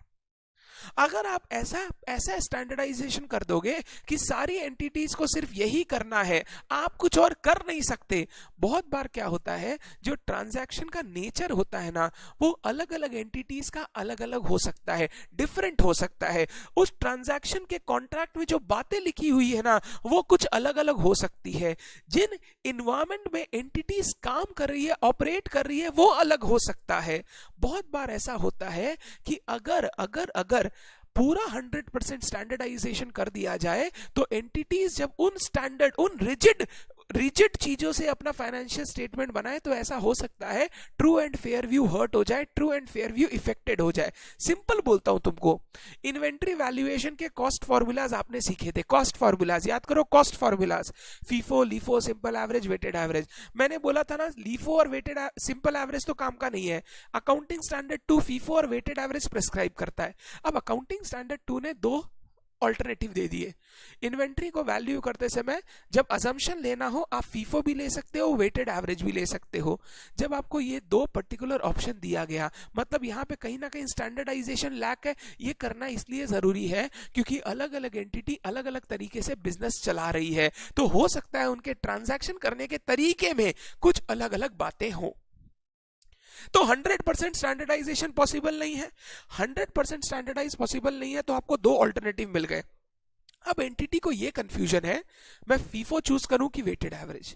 आपको अकाउंटिंग स्टैंडर्ड ये बता सकता है कब क्या चूज करना चाहिए, बट आपके लिए कौन सा अच्छा है वो अकाउंटिंग स्टैंडर्ड नहीं बता सकता, क्योंकि फिर हर एंटिटी के लिए एंटिटी स्पेसिफिक अकाउंटिंग स्टैंडर्ड्स बनाना पड़ेगा। तो यहां पर क्या होता है, अगर कोई अकाउंटिंग स्टैंडर्ड में कुछ ऑल्टरनेटिव ट्रीटमेंट अलाउ किया गया है, कौन सा ट्रीटमेंट मेरे को फॉलो करना चाहिए उसको चूज करने में थोड़ा डिफिकल्टी होता है, उसके कारण अकाउंटिंग स्टैंडर्ड में थोड़ी थोड़ी प्रॉब्लम्स है। अब देखो, पूरा स्टैंडर्डाइज कर देते तो दिक्कत, कुछ ऑल्टरनेटिव दे दिया तो दिक्कत, मतलब इंसान कभी खुश रह ही नहीं सकता। ये जो लिमिटेशन दिया गया ये एक्चुअली लिमिटेशन आपके भले के लिए है, बट लिमिटेशन है बोल के कुछ लिखना था, आंसर है, क्वेश्चन है 4 मार्क का, कुछ लिखना था तो उन्होंने ये पॉइंट लिख दिया। क्या बोला देखना, alternative solution to certain accounting problems may each have arguments to recommend them। हर का अलग अलग आर्ग्यूमेंट हो सकता है, ये कर ले या ये कर ले। Therefore the choice between different accounting treatments may become difficult। तो उनको कौन सा चूज करना है वो कभी कभी डिफिकल्ट हो जाता है। दूसरा, लैक ऑफ फ्लेक्सिबिलिटी। अब देखो दूसरा क्या बोल रहा है, फ्लेक्सिबिलिटी का lack. There may be a trend towards rigidity and away from flexibility in applying the accounting standards। आपने सब कुछ स्टैंडर्डाइज कर दिया। अब स्टैंडर्डाइज कर दिया तो यार रिजिड हो गए, हमको यही करना पड़ेगा, मेरा अगर कुछ और है तो हम वो कर नहीं सकते। मान लो मेरे एंटिटी में मैं last in first out follow कर रहा हूं, बट अकाउंटिंग स्टैंडर्ड 2 तो मना ही कर दिया लास्ट इन फर्स्ट आउट, मैं तो नहीं फॉलो कर पाऊंगा, इन्वेंट्री को मैं नहीं फॉलो कर सकता लिफो यूज करके। तो सर ये तो रिजिड हो गया ना। अगर कर देते तो प्रॉब्लम, नहीं किया तो प्रॉब्लम, थोड़ा बहुत प्रॉब्लम तो देखो रहेगा ही। तो थोड़ा सा लैक ऑफ फ्लेक्सिबिलिटी है, रिजिडिटी है अकाउंटिंग स्टैंडर्ड में, रिजिडिटी होना ही है। स्टैंडर्डाइज कोई भी चीज करोगे तो लगेगा यार ये स्टैंडर्ड क्यों है, मेरे हिसाब से स्टैंडर्ड बनना चाहिए, वो हमेशा रिजिडिटी रहेगा ही। तीसरा, रेस्ट्रिक्टेड स्कोप, ये जो है ये सही है। रेस्ट्रिक्टेड स्कोप बोल रहा है कि अभी भी सारे अकाउंटिंग प्रॉब्लम के सॉल्यूशन अकाउंटिंग स्टैंडर्ड से प्रोवाइड नहीं किए हैं। बहुत सारे ऐसे प्रॉब्लम्स है, ऐसी चीजें हैं जो अकाउंटिंग स्टैंडर्ड जिनके ऊपर बना ही नहीं है। तो ऐसा होता है बहुत बार कि अकाउंटिंग स्टैंडर्ड्स का जो स्कोप है वो रिस्ट्रिक्टेड है। बहुत सारे ऐसे ट्रांजैक्शन है जिनके बारे में अकाउंटिंग स्टैंडर्ड कुछ बोलता ही नहीं है, धीरे धीरे बनेंगे, एक ही बार में सारा चीज बन जाए ऐसा जरूरी नहीं है। जब अकाउंटिंग स्टैंडर्ड्स पढ़ोगे तुम देखोगे वहां पे एग्रीकल्चर रिलेटेड एंटिटीज से रिलेटेड कोई अकाउंटिंग स्टैंडर्ड नहीं है, बट जब इंड एस पढ़ोगे, आईएफआरएस पढ़ोगे, वहां पर एग्रीकल्चर रिलेटेड एंटिटी से रिलेटेड अकाउंटिंग स्टैंडर्ड्स है। धीरे धीरे क्या कर रहा है गवर्नमेंट, जहां जहां प्रॉब्लम्स आ रही है उन प्रॉब्लम्स को एड्रेस करने के लिए नए नए अकाउंटिंग स्टैंडर्ड्स बनाए जा रहे हैं। अभी तक for the time being there is restricted scope because accounting standard हर प्रॉब्लम के लिए अभी तक बना नहीं है। क्या लिखा है, accounting standard cannot override the statute, the standards are required to be framed within the ambit of prevalent statute। ये लोग statute के अंदर भी बनता है, उसको override नहीं कर सकता। नंबर 2, हर प्रॉब्लम्स के लिए अकाउंटिंग स्टैंडर्ड अभी तक बना नहीं है, तो इनका जो स्कोप है ये रिस्ट्रिक्टेड है। अभी भी अकाउंटिंग स्टैंडर्ड हर ट्रांजैक्शन के लिए हर प्रॉब्लम को सॉल्व नहीं कर सकता। तो रेस्ट्रिक्टेड स्कोप में दो बात, ये स्टैट्यूट के अंतर्गत बनाया जाता है, लॉ के अंतर्गत बनाया जाता है, तो ये लॉ को ओवरराइड नहीं कर सकता, तो इसका एक दायरा है लॉ के अंदर। दूसरा, हर टाइप की प्रॉब्लम के लिए अभी तक अकाउंटिंग स्टैंडर्ड बनाए गए नहीं है। क्योंकि हर टाइप की प्रॉब्लम के लिए अकाउंटिंग स्टैंडर्ड अभी तक बने नहीं है, तो बहुत सारे ऐसे अकाउंटिंग ट्रांजैक्शन इवेंट्स हैं जिनमें हमको पता ही नहीं क्या करना है, क्योंकि उसके लिए अकाउंटिंग स्टैंडर्ड बना ही नहीं है। उन इवेंट्स और ट्रांजैक्शन में अभी भी ऑल्टरनेटिव अकाउंटिंग प्रिंसिपल्स फॉलो किए जा रहे हैं। धीरे धीरे ट्राई किया जा रहा है कि उनके लिए भी अकाउंटिंग स्टैंडर्ड लाए जाए और वो प्रॉब्लम भी सॉल्व कर दी जाए। तो टोटल 3 लिमिटेशन दिया। Difficulty in making choice between different alternative, अगर कहीं ऑल्टरनेटिव ट्रीटमेंट अलाउ किया गया है, हम कौन सा चूज करें कैसे पता। दूसरा, लैक ऑफ फ्लेक्सिबिलिटी, क्योंकि स्टैंडर्डाइज कर दिया, थोड़ा रिजिडिटी है, हमको लगता है अगर कुछ और फॉलो करना है तो हम वो फॉलो नहीं कर सकते। तीसरा, रेस्ट्रिक्टेड स्कोप। प्लीज ये वाला जो लिमिटेशन है ना, इसकी क्लियर अंडरस्टैंडिंग होगी जब एक एक अकाउंटिंग स्टैंडर्ड हम लोग पढ़ते जाएंगे और आप एक्चुअली समझने लगोगे अकाउंटिंग स्टैंडर्ड कहां कहां लिमिट है अकाउंटिंग स्टैंडर्ड का, वो आपको एक एक करके समझ में आना शुरू हो जाएगा। बेनिफिट समझ में आता है क्योंकि अकाउंटिंग स्टैंडर्ड क्यों लाया गया वो आपको मैंने समझा दिया। लिमिटेशन समझने के लिए थोड़ा अकाउंटिंग स्टैंडर्ड्स के अंदर अपने को जाना पड़ेगा। मैंने अभी तक 4 छोटे छोटे पॉइंट्स डिस्कस किए। अकाउंटिंग स्टैंडर्ड क्या है, अकाउंटिंग स्टैंडर्ड किन इश्यूज को डील करता है, अकाउंटिंग स्टैंडर्ड का बेनिफिट्स, अकाउंटिंग स्टैंडर्ड का लिमिटेशन। लर्न सिर्फ एक ही चीज अभी तक करने बोला, इश्यूज जो डील करता है, recognition, measurement, presentation, disclosure. Done है बात। 4 पॉइंट में किसी भी बच्चे को डाउट है, 4 पॉइंट में किसी भी बच्चे को डाउट है, प्लीज लिखें। 4 पॉइंट में किसी भी बच्चे को डाउट है तो प्लीज पूछे, और डाउट अगर नहीं है तो 2 मिनट का टाइम लेकर प्लीज, आपके पास बुक नहीं है मिल जाएगी आपको, मैं समझ सकता हूं, 2 मिनट का टाइम लेके अच्छे से रीड कीजिए। मैं आपको फुल स्क्रीन में दिखा रहा हूं यही चीज।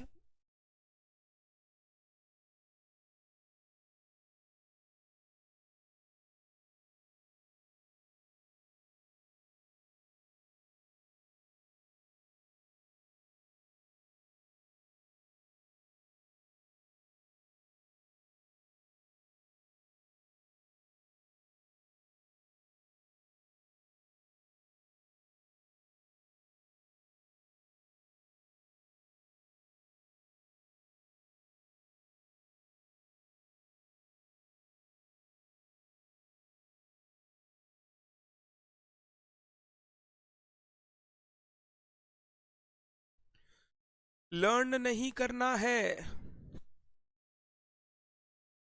Know learning, know learning, only reading, only reading.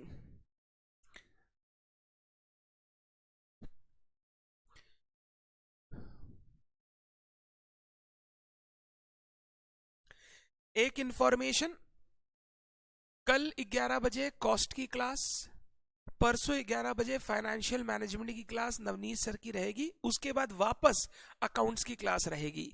Same course में सेम तरीके से आप वो क्लास भी व्यू कर सकते हैं।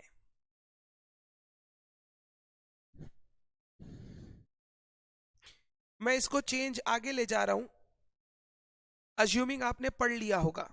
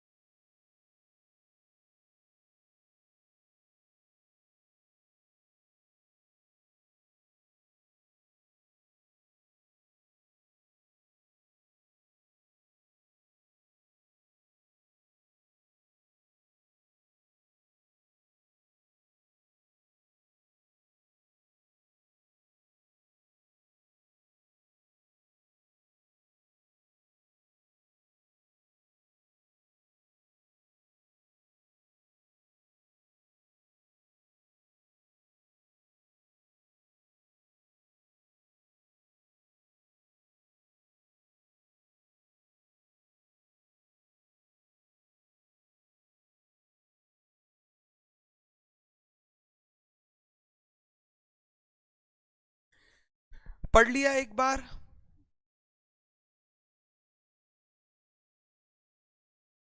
अब एक क्वेश्चन आया, श्वेतम का, sir what is schedule 3? Shwetam, आपने बचपन में पार्टनरशिप प्रोपराइटरशिप बिजनेस का फाइनल अकाउंट्स बनाया है, पक्का फाइनल अकाउंट्स चैप्टर में आपने बनाया होगा, जहां पर आप ट्रेडिंग पीएल बैलेंस शीट बनाते थे, उसका एक फॉर्मेट हुआ करता था जिसके हिसाब से आप काम करते थे। Companies companies proprietorship partnership company business करने के अलग अलग तरीके हैं, डिफरेंट एंटिटीज हैं ये।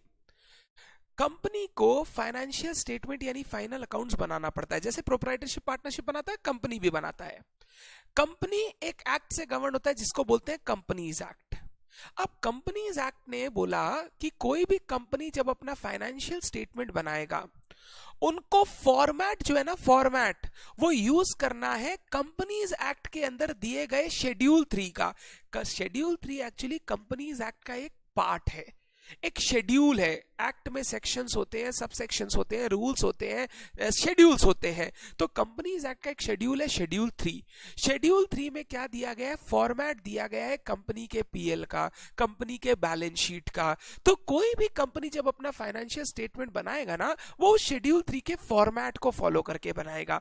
फॉर नाउ आप यही समझो, कंपनी के फाइनेंशियल स्टेटमेंट बनाने का फॉर्मेट जो कंपनीज एक्ट ने दे रखा है, उसको हम लोग शेड्यूल 3 के नाम से जानते हैं। और ये आपके ग्रुप 1 में ये एक चैप्टर है financial statement of company, financial statement of company, उसमें आपको दिया गया है, पढ़ाया गया है, मैं ही आपको पढ़ाया हूं, उसमें आपको मिलेगा वो। धन्यवाद, वेरी गुड इशू। कुसुम पूछ रही है सर चैप्टर्स के वीडियो कब मिलेंगे? कुसुम, स्टे अहेड बैच में, स्टे अहेड बैच में हम लोग अकाउंटिंग स्टैंडर्ड वाला पोर्शन आपके साथ लाइव करेंगे। आप स्टे अहेड बैच में इसलिए ले रहे हो क्योंकि आप रिजल्ट को लेके थोड़ा सा अनसर्टेन हो क्या होगा। रिजल्ट के बाद जब आप अपनी एडमिशन को फाइनलाइज कराओगे, अभी आपसे 2000 फीस ली गई है, तो 2000 फीस जो आपसे ली गई है वो हम लोग जो लाइव अकाउंटिंग स्टैंडर्ड्स कर रहे हैं, जिसकी बुक आपको प्रोवाइड की जाएगी, उसके लिए है। जैसे ही आप फाइनलाइज कराओगे एडमिशन, उस समय आपको चैप्टर्स का पीडी, पेन ड्राइव या गूगल ड्राइव या मोबाइल, जैसे भी आप करना चाहते हो, वो आपको प्रोवाइड किया जाएगा।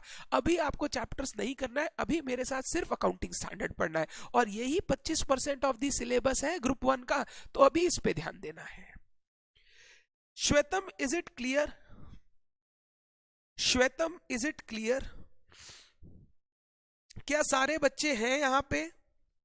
आदित्य, निष्ठा, सारे बच्चे हैं यहां पे? बहुत देर से आपका मैसेज नहीं देखा चैट में। मेरे पास और कोई ऑप्शन नहीं है to check whether you are here और नॉट। मेरे पास यही ऑप्शन है कि आप अवेलेबल है ना चैट से।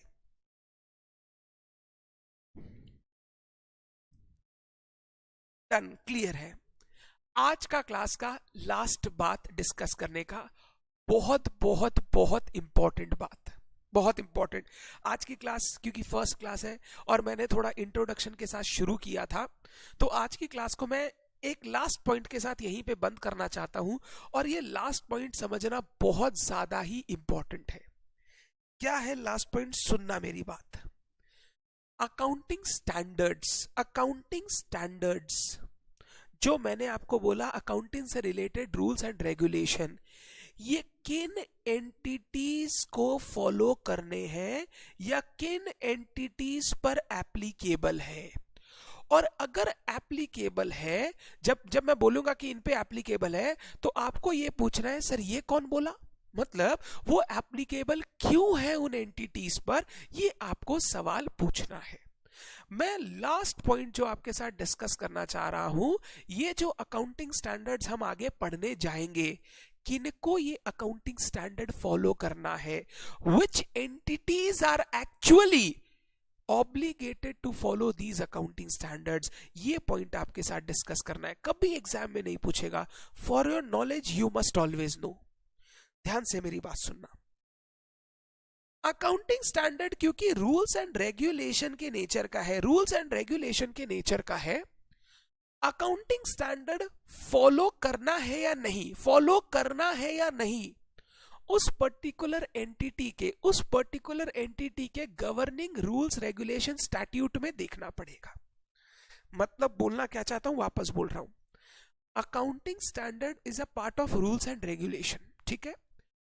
एक पर्टिकुलर एंटिटी को ये फॉलो करना है कि नहीं, उसको देखने के लिए सबसे पहला काम आपको करना होगा, उस एंटिटी को जो रूल्स रेगुलेशंस गवर्न कर रहे हैं, क्या उन रूल्स एंड रेगुलेशंस में कहीं लिखा हुआ है कि आपको अकाउंटिंग स्टैंडर्ड फॉलो करना है।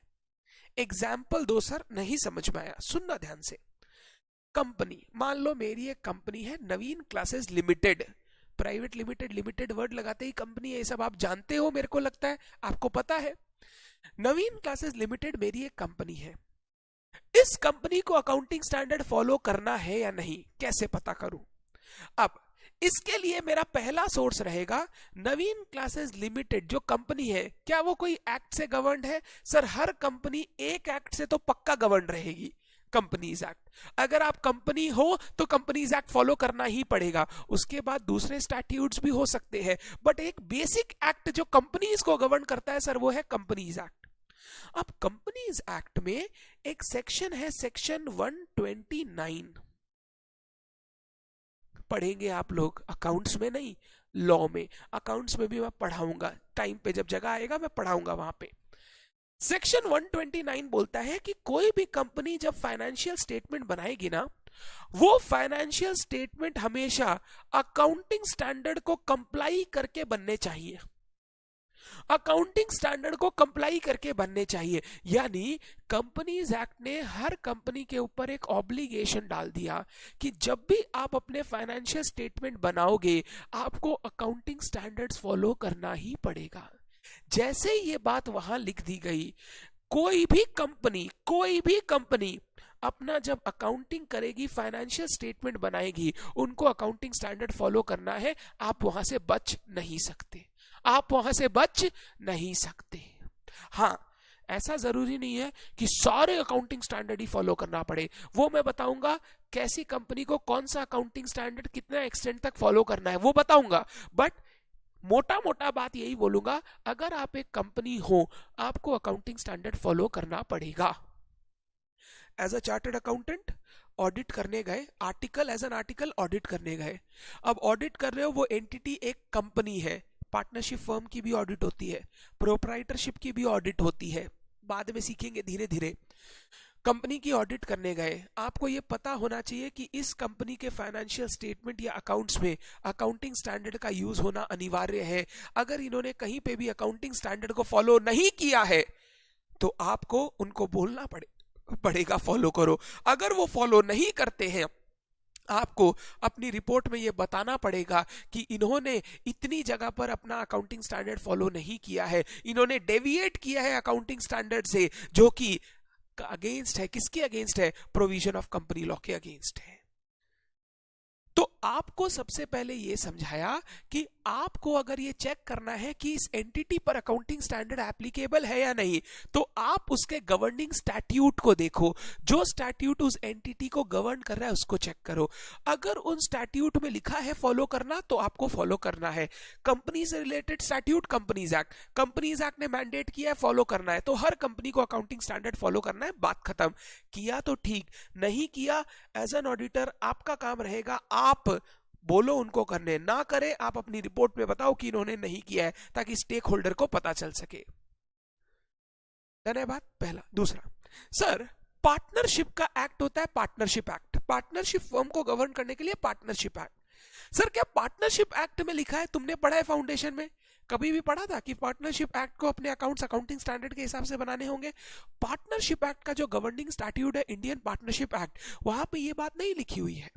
तो सर मतलब पार्टनरशिप को अपना अकाउंटिंग स्टैंडर्ड्स फॉलो नहीं करना है, ऐसा मैंने नहीं बोला, ऐसा मैंने नहीं बोला। तो सर इनको फॉलो करना है कि नहीं, कहां से पता चलेगा? Rule number 2, ICI institute of chartered accountants of India, कल मैं बताऊंगा ये जो अकाउंटिंग स्टैंडर्ड फ्रेम होते हैं ना, फ्रेम, गर्व की बात है कि इंस्टीट्यूट ऑफ चार्टर्ड अकाउंटेंट्स ये अकाउंटिंग स्टैंडर्ड्स फ्रेम करता है। कल सिखाऊंगा उसको कैसे फ्रेम करते हैं, कौन फ्रेम करता है, क्या स्टेप्स होते हैं, वो सब कल बताऊंगा, कल मतलब नेक्स्ट क्लास। तो क्या सर पार्टनरशिप एक्ट को पार्टनरशिप फर्म को अकाउंटिंग स्टैंडर्ड फॉलो नहीं करना, प्रोप्राइटरशिप फर्म को अकाउंटिंग स्टैंडर्ड फॉलो नहीं करना? आईसीआई ने क्लैरिफिकेशंस दे रखा है, उन्होंने क्राइटेरिया बना रखी है for applicability of accounting standards. उसमें उन्होंने बोल रखा है कोई भी एंटिटी जो बिजनेस कॉमर्स ट्रेड कर रही है, जहां पर बिजनेस चल रहा है, कॉमर्स ट्रेड चल रहा है, उनको अकाउंटिंग स्टैंडर्ड फॉलो करना है अकाउंटिंग करते समय। अकाउंटिंग स्टैंडर्ड अकाउंट्स के क्या है? Rules regulation. अगर आप बिजनेस कॉमर्स अंडरटेक कर रहे हो, आप अकाउंटिंग करते समय अकाउंटिंग स्टैंडर्ड फॉलो करोगे। सर आईसीआई होता कौन है ये बोलने वाला? मतलब सर कंपनीज एक्ट पार्लियामेंट ने बनाया, एक्ट पार्लियामेंट ने बनाया तो वो लॉ बन गया। लॉ है तो सर फॉलो करना ही पड़ेगा, हम उसको तोड़ नहीं सकते। बट सर आईसीएआई पार्लियामेंट नहीं है सर, इसको लॉ बनाने का हक किसी ने नहीं दिया है। आप बिल्कुल सही हो, नहीं दिया है। तो सर आईसीएआई ये कैसे बोल सकता है कि तुम पार्टनरशिप फर्म हो, एएस फॉलो करो, तुम प्रोप्राइटरशिप हो, एएस फॉलो करो? सर वो कोई लॉ मेकर थोड़ी है जो लॉ बना सके। बिल्कुल सही है आप। आईसीएआई ने आगे लिखा कि हम ये मैंडेट नहीं कर सकते हैं लोगों को फॉलो करने के लिए, क्योंकि हम लॉ मेकिंग अथॉरिटी नहीं है। बट जो चार्टर्ड अकाउंटेंट्स तो फिर माए बाप आईसीएआई हुआ। अगर आप एक नॉर्मल आदमी हो, सीए नहीं हो, तो आईसीएआई के कोई भी रूल्स एंड रेगुलेशंस आपको इफेक्ट नहीं करेंगे। बट अगर आप एक चार्टर्ड अकाउंटेंट हो तो उस पर तो आईसीएआई रॉब जमा सकता है, आईसीएआई रूल्स बना सकता है। बोला गया अगर एक चार्टर्ड अकाउंटेंट किसी भी बिजनेस एंटिटी को अपनी सर्विसेज प्रोवाइड कर रहा है, वहां पे वो कोई अटेस्ट फंक्शन मतलब जो फंक्शन में उसका साइन लगता है, वहां पर वो कोई ऐसा काम कर रहा है, तो उसको इंश्योर कर लेना है कि अकाउंट्स एंड फाइनेंशियल स्टेटमेंट जो है वो अकाउंटिंग स्टैंडर्ड के हिसाब से बना हुआ है। मतलब कंपनीज को तो कंपनीज एक्ट ने मैंडेट कर दिया। अब कंपनीज को छोड़कर जो दूसरी एंटिटीज है, अगर वो बिजनेस कॉमर्स ट्रेड में इन्वॉल्व है एंड वहां पर कोई चार्टर्ड अकाउंटेंट अपनी अकाउंटिंग, अपनी अटेस्ट फंक्शन दे रहा है, अकाउंटिंग क्या बोलता हूं सर्विस दे रहा है, तो उसको इंश्योर करना है कि वो अकाउंट्स, वो फाइनेंशियल स्टेटमेंट अकाउंटिंग स्टैंडर्ड्स के हिसाब से बने हुए हो, वहां पर उन अकाउंटिंग स्टैंडर्ड से डेविएशन ना हुआ हो। मतलब ये लॉ नहीं है कि आपको फॉलो करना ही पड़ेगा as a partnership firm, as a proprietorship firm, but जब भी आप अपने फर्म में किसी चार्टर्ड अकाउंटेंट की सर्विस लोगे, प्रोप्राइटरशिप कंसर्न में किसी चार्टर्ड अकाउंटेंट की सर्विस लोगे which is related to your accounts and financial statement, the chartered accountant will have to ensure that you are following the accounting standards. एक proprietorship partnership firm का अगर turnover एक limit को exceed कर जाता है, 2 करोड़ रुपया, 1 करोड़ रुपया, तो इनकम टैक्स एक्ट के अंदर एक टैक्स ऑडिट होती है। क्या ऑडिट होती है? टैक्स ऑडिट होती है। टैक्स ऑडिट कौन करता है? चार्टर्ड अकाउंटेंट करता है। अब चार्टर्ड अकाउंटेंट जब तुम्हारे यहाँ टैक्स ऑडिट करने जाएगा, उसको तुम्हारे अकाउंट्स और फाइनेंशियल स्टेटमेंट्स को देखना होगा। जब वो उनको देखेगा ना, वो इंश्योर करेगा कि तुमने अकाउंटिंग स्टैंडर्ड्स भी फॉलो किए हैं या नहीं है। वो जैसे ही तुम्हारे अकाउंट्स में, फाइनेंशियल स्टेटमेंट्स में हाथ देगा, he will have to ensure that you have followed accounting standards और नॉट। तो अगर मैं बोलूं अकाउंटिंग स्टैंडर्ड्स किनके लिए मैंडेटरी है? कंपनी के लिए mandatory due to companies act. Company को छोड़ के अदर एंटिटीज जो बिजनेस कॉमर्स ट्रेड में इन्वॉल्व है, उनको भी अकाउंटिंग स्टैंडर्ड फॉलो करना पड़ेगा। बट ये कोई लॉ ने नहीं बोला, ये आईसीएआई ने बोला। आईसीएआई लॉ नहीं बनाता, बट वो अपने चार्टर्ड अकाउंटेंट्स को, अपने मेंबर्स को बोलता है कि तुम जब जाओगे, तुम अकाउंटिंग स्टैंडर्ड का इज्जत करोगे। तुमको ये ध्यान रखना है कि जिस एंटिटी में भी तुम जा रहे हो अपना फंक्शन सर्विसेज प्रोवाइड करने के लिए, उन्होंने इन चीजों को फॉलो किया है। तो घूम फिर के अगर निष्कर्ष आपको दूं, कंपनीज को हमेशा फॉलो करना है। अदर एंटिटीज में चार्टर्ड अकाउंटेंट जहां पे भी सर्विस प्रोवाइड करना है, करता है, उनको अकाउंटिंग स्टैंडर्ड फॉलो करना ही है, वो छोड़ नहीं सकते। चार्टर्ड अकाउंटेंट को ये इंश्योर करना होगा कि ये financial statement, books of accounts बने हुए हैं किससे? अकाउंटिंग स्टैंडर्ड्स को कंप्लाई करके।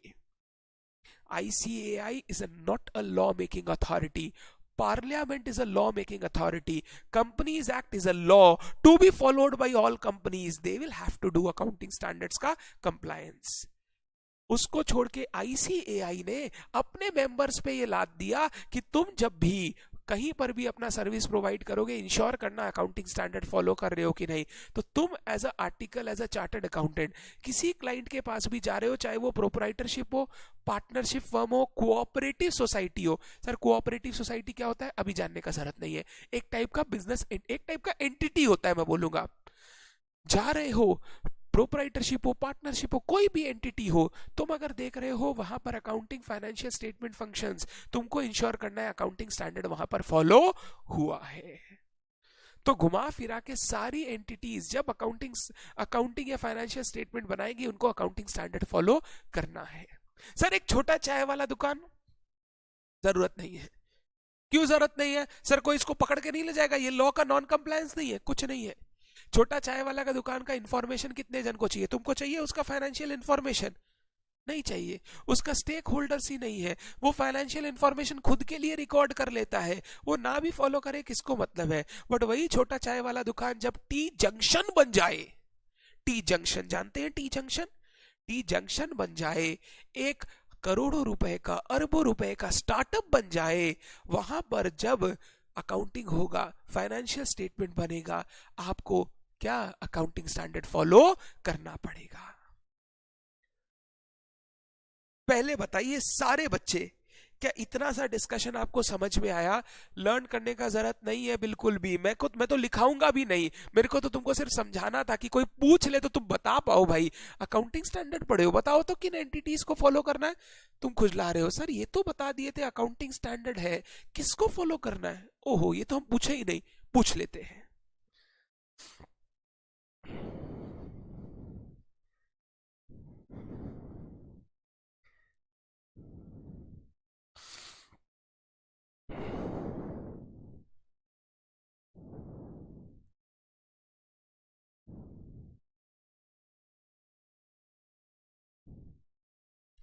आदित्य ये बताऊंगा ये मैं बताऊंगा, कन्फ्लिक्ट कर रहा है तो क्या होगा ये बताऊंगा। उसके लिए अभी थोड़ा थोड़ा वेट करना होगा, नेक्स्ट क्लास में बताऊंगा।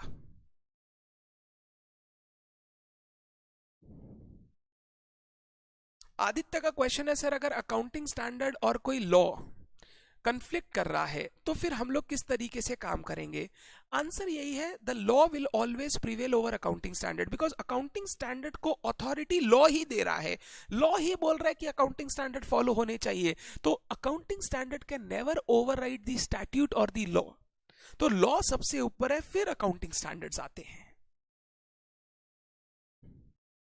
डन है, बच्चे बोल रहे हैं क्लियर है। अब मेरा एक लास्ट क्वेश्चन सुनना ध्यान से।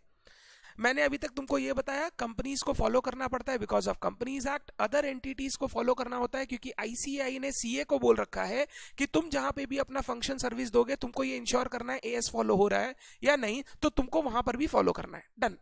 सुनना, मान लो एक एंटिटी है, नाम लिख रहा हूं, चलो छोटा सा एक नाम लिख देता हूं, एस्कोन। एस्कोन आप जानते होंगे, संस्था है, एक संस्था। आप लोग इसको एनटीओ बोलते थे, चैरिटेबल इंस्टीट्यूट बोलते थे, चैरिटेबल ऑर्गेनाइजेशन बोलते थे, ऐसा ऐसा नाम जानते ही हैं आप लोग। क्या एस्कोन, एस्कोन जो टेम्पल है, जो संस्था है, क्या एस्कोन को अकाउंटिंग स्टैंडर्ड फॉलो करने हैं, हाँ या ना? ये मैंने आपको क्वेश्चन दिया। अभी तक मैंने बोला proprietorship, partnership, other entities, company follow करना है। क्या चैरिटेबल इंस्टीट्यूट्स को, चैरिटेबल ऑर्गेनाइजेशन को, चैरिटेबल संस्थाओं को अकाउंटिंग स्टैंडर्ड फॉलो करना है या नहीं? आपकी राय क्या है? मैं सारे बच्चों से चाहूंगा वो एक आंसर जरूर करें। आपको क्या लगता है?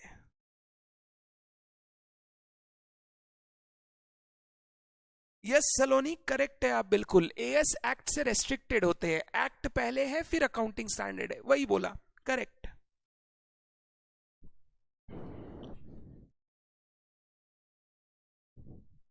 मेरे क्वेश्चन का आंसर सारे बच्चे करेंगे और आज ये क्लास का लास्ट क्वेश्चन है, इसके बाद आपकी छुट्टी। और क्लास के बाद पर्सनल में मेरे को व्हाट्सएप या टेलीग्राम आप करना।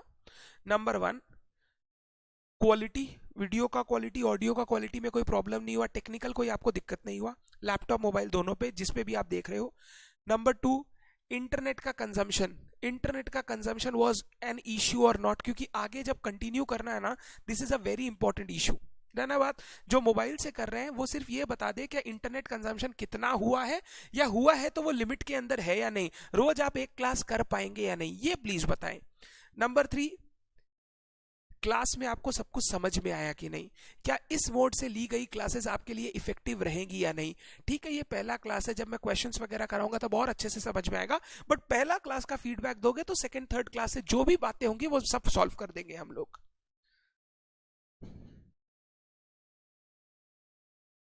Very good.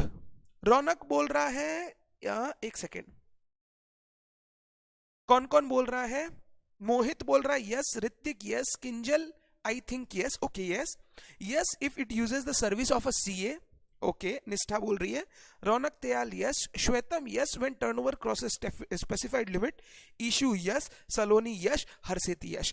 मतलब मोट माट में सारे बच्चों का आंसर यही है, सर चैरिटेबल संस्था ही क्यों ना हो, फॉलो करना पड़ेगा, फॉलो करना पड़ेगा। चलो, एक निष्ठा ने बोला अगर सीए वहां सर्विस दे रहा है तो उसको इंश्योर करना है कि फॉलो हो रहा है कि नहीं। मेरी बात ध्यान से सुनना, मैंने आपको एक बात बोली, आईसीआई ने क्या कहा था, अगर आप बिजनेस कॉमर्स ट्रेड में इन्वॉल्व हो, आप बिजनेस कॉमर्स ट्रेड के कोर्स में पैसा का लेन देन कर रहे हो, अकाउंटिंग स्टैंडर्ड फॉलो करना है। आपको उस चैरिटेबल ऑर्गेनाइजेशन में एक चीज देखनी पड़ेगी, क्या वहां कोई ऐसा ट्रांजैक्शन इवेंट हो रहा है विच इज कंसर्न और which is a business related transaction. If yes तो आपको चैरिटेबल संस्था को अकाउंटिंग स्टैंडर्ड फॉलो करना है, सिर्फ उस ट्रांजैक्शन के लिए नहीं, अपने सारे कामकाज में जितना भी फाइनेंशियल लेन देन है सबके लिए फॉलो करना है। बट अगर आप देख रहे हो कि उस चैरिटेबल संस्था में बिजनेस कॉमर्स ट्रेड का कोई इन्वॉल्वमेंट नहीं है, एक प्योर चैरिटेबल काम, nothing for profit, no surplus, in that case accounting standards फिर फॉलो करने का जरूरत नहीं है। एग्जाम्पल, मान लो मैंने क्या किया, मान लो एक फ्लड आया, अभी फ्लड बहुत पूरे इंडिया में फ्लड चल ही रहा था, कुछ महीनों पहले ये प्रॉब्लम्स थी ही, बिहार वगैरह में भी प्रॉब्लम्स था। अब जब फ्लड आया तो हमने क्या किया, हमने एक कैंपेन स्टार्ट किया, for a limited time campaign start किया। हमने कलेक्ट किया डोनेशन पब्लिक से, चाहे वो पैसों का हो, कपड़ों का हो, फूड का हो, और हमने वैसे का वैसे पूरा का पूरा पैसा ट्रांसफर कर दिया उस फ्लड रिलीफ के लिए, गवर्नमेंट के जो भी फंड्स वगैरह बनाए हुए थे उसमें। हमने कोई पार्ट में, कोई भी चीज में बिजनेस कॉमर्स को इन्वॉल्व किया ही नहीं। ये एक्टिविटी जो मैंने की ये purely non commerce non business activity है। इन एक्टिविटीज की अकाउंटिंग के लिए, इन एक्टिविटीज का हिसाब रखने के लिए we need not follow accounting standards. No accounting standards are required to be followed. But ISKCON की संस्था का अगर बात करो, यहां पर कॉमर्स बिजनेस रिलेटेड एक्टिविटीज भी चलती है। भगवत गीता का बुक आता है, या जो स्वामी प्रभुपाद है उनका बुक आता है जिसको सेल किया जाता है। इनके रेस्टोरेंट्स है मंदिर से रिलेटेड ही, जिनमें प्रसाद दिया जाता है लोगों को, यात्रियों को, जो एक प्योरली बिजनेस एक्टिविटी है, कॉमर्स रिलेटेड एक्टिविटी है। क्योंकि इनका कुछ पार्ट ऑफ एक्टिविटीज में बिजनेस कॉमर्स इन्वॉल्व है, इनको अकाउंटिंग स्टैंडर्ड फॉलो करना ही पड़ेगा अपने पैसों का हिसाब रखते समय, अकाउंटिंग करते समय, फाइनेंशियल स्टेटमेंट बनाते समय। तो अगर कोई पूछे चैरिटेबल ऑर्गेनाइजेशन को एएस फॉलो करना है क्या, आप बोलोगे if the activities of those charitable organisation involves business, commerce और trade, then it has to follow accounting standard. If it does not involve, एकदम involved ही नहीं है, then no need to follow accounting standards. No need to follow accounting standards. पहले बताइए, मोहित बोल रहे schedule 8 company, schedule 8 companies नहीं बोलते मोहित, section 8 companies बोलते हैं। अगर वो कंपनी है तब तो कंपनीज एक्ट ने मैंडेट किया ये सबको फॉलो करना है, वहां पे कोई रियायत नहीं है, सेक्शन 8 को भी फॉलो करना ही है। उनकी बात नहीं कर रहा हूं, उनको छोड़ के जो अदर चैरिटेबल इंस्टीट्यूट्स हैं, जो सोसाइटी के फॉर्म में बनते हैं, सोसाइटी के फॉर्म में, ट्रस्ट के फॉर्म में बनते हैं, उनका क्या होगा, उनका मैंने आपको समझाया। क्या सारे बच्चों को मेरा बात क्लियर है? एवरीवन इन दी क्लास, मेरा बात क्लियर है क्या? ये आज के क्लास का लास्ट डिस्कशन था, सिर्फ एक पेज पढ़ाया, सिर्फ एक पेज। जितना स्ट्रॉन्ग बेस रहेगा उतना मजा आएगा अकाउंटिंग स्टैंडर्ड पढ़ने में। एंड ट्रस्ट मी, जब एक एक क्लास आगे बढ़ेगा ना, you'll feel that you are studying every day। बहुत कुछ पढ़ रहे हैं, बहुत अच्छा पढ़ रहे हैं। तो final verdict, companies always follow accounting standard. Other entities जहां पे चार्टर्ड अकाउंटेंट सर्विस दे रहा है, आईसीआई ने चार्टर्ड अकाउंटेंट को बोल रखा है आपको ये देखना है कि अकाउंटिंग स्टैंडर्ड फॉलो हुआ है नहीं, तो उनको फॉलो करना है। नंबर 2, चैरिटेबल इंस्टीट्यूट अगर बिजनेस, ट्रेड, कॉमर्स में इन्वॉल्व है, they will have to follow. अगर बिल्कुल इन्वॉल्व नहीं है, they don't have to follow. बात हो गया खत्म यहां पर।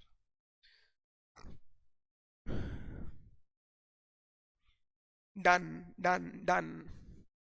तो बच्चों, आज का first live session on accounting standard, CA inter का आपका फर्स्ट क्लास फॉर नवंबर 2021 यहां पर कंप्लीट होता है।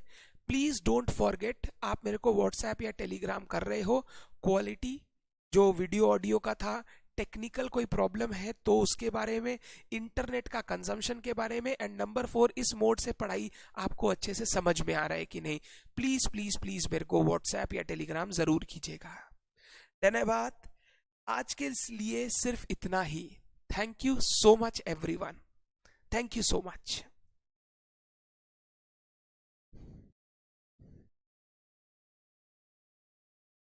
मैं ऑफ कर रहा हूं, मैं स्ट्रीम को ऑफ कर रहा हूं, अब कर दूं? अगर आपकी इजाजत हो मैं आज के लिए आपसे विदाई ले लूं।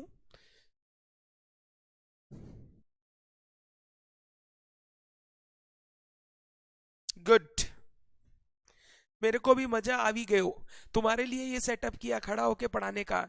नवनीत सर बोल रहे थे सर जब आप बैठ के पढ़ाते हो ना तो थोड़ा सा क्या होता है, बच्चों को वो इंटरेस्ट लाना होता है ना क्लास में, वो नहीं आ रहा है। मतलब बच्चों को ऐसा लगता, ज्ञान तो दोनों में सेम ही देता हूं, बट बच्चों को सर थोड़ा सा और वो करने के लिए, जोश लाने के लिए आप खड़े होके पढ़ाओ। मैं बोला ठीक है, खड़े होके पढ़ाएंगे। डन। चलो bye bye, love you all, bye.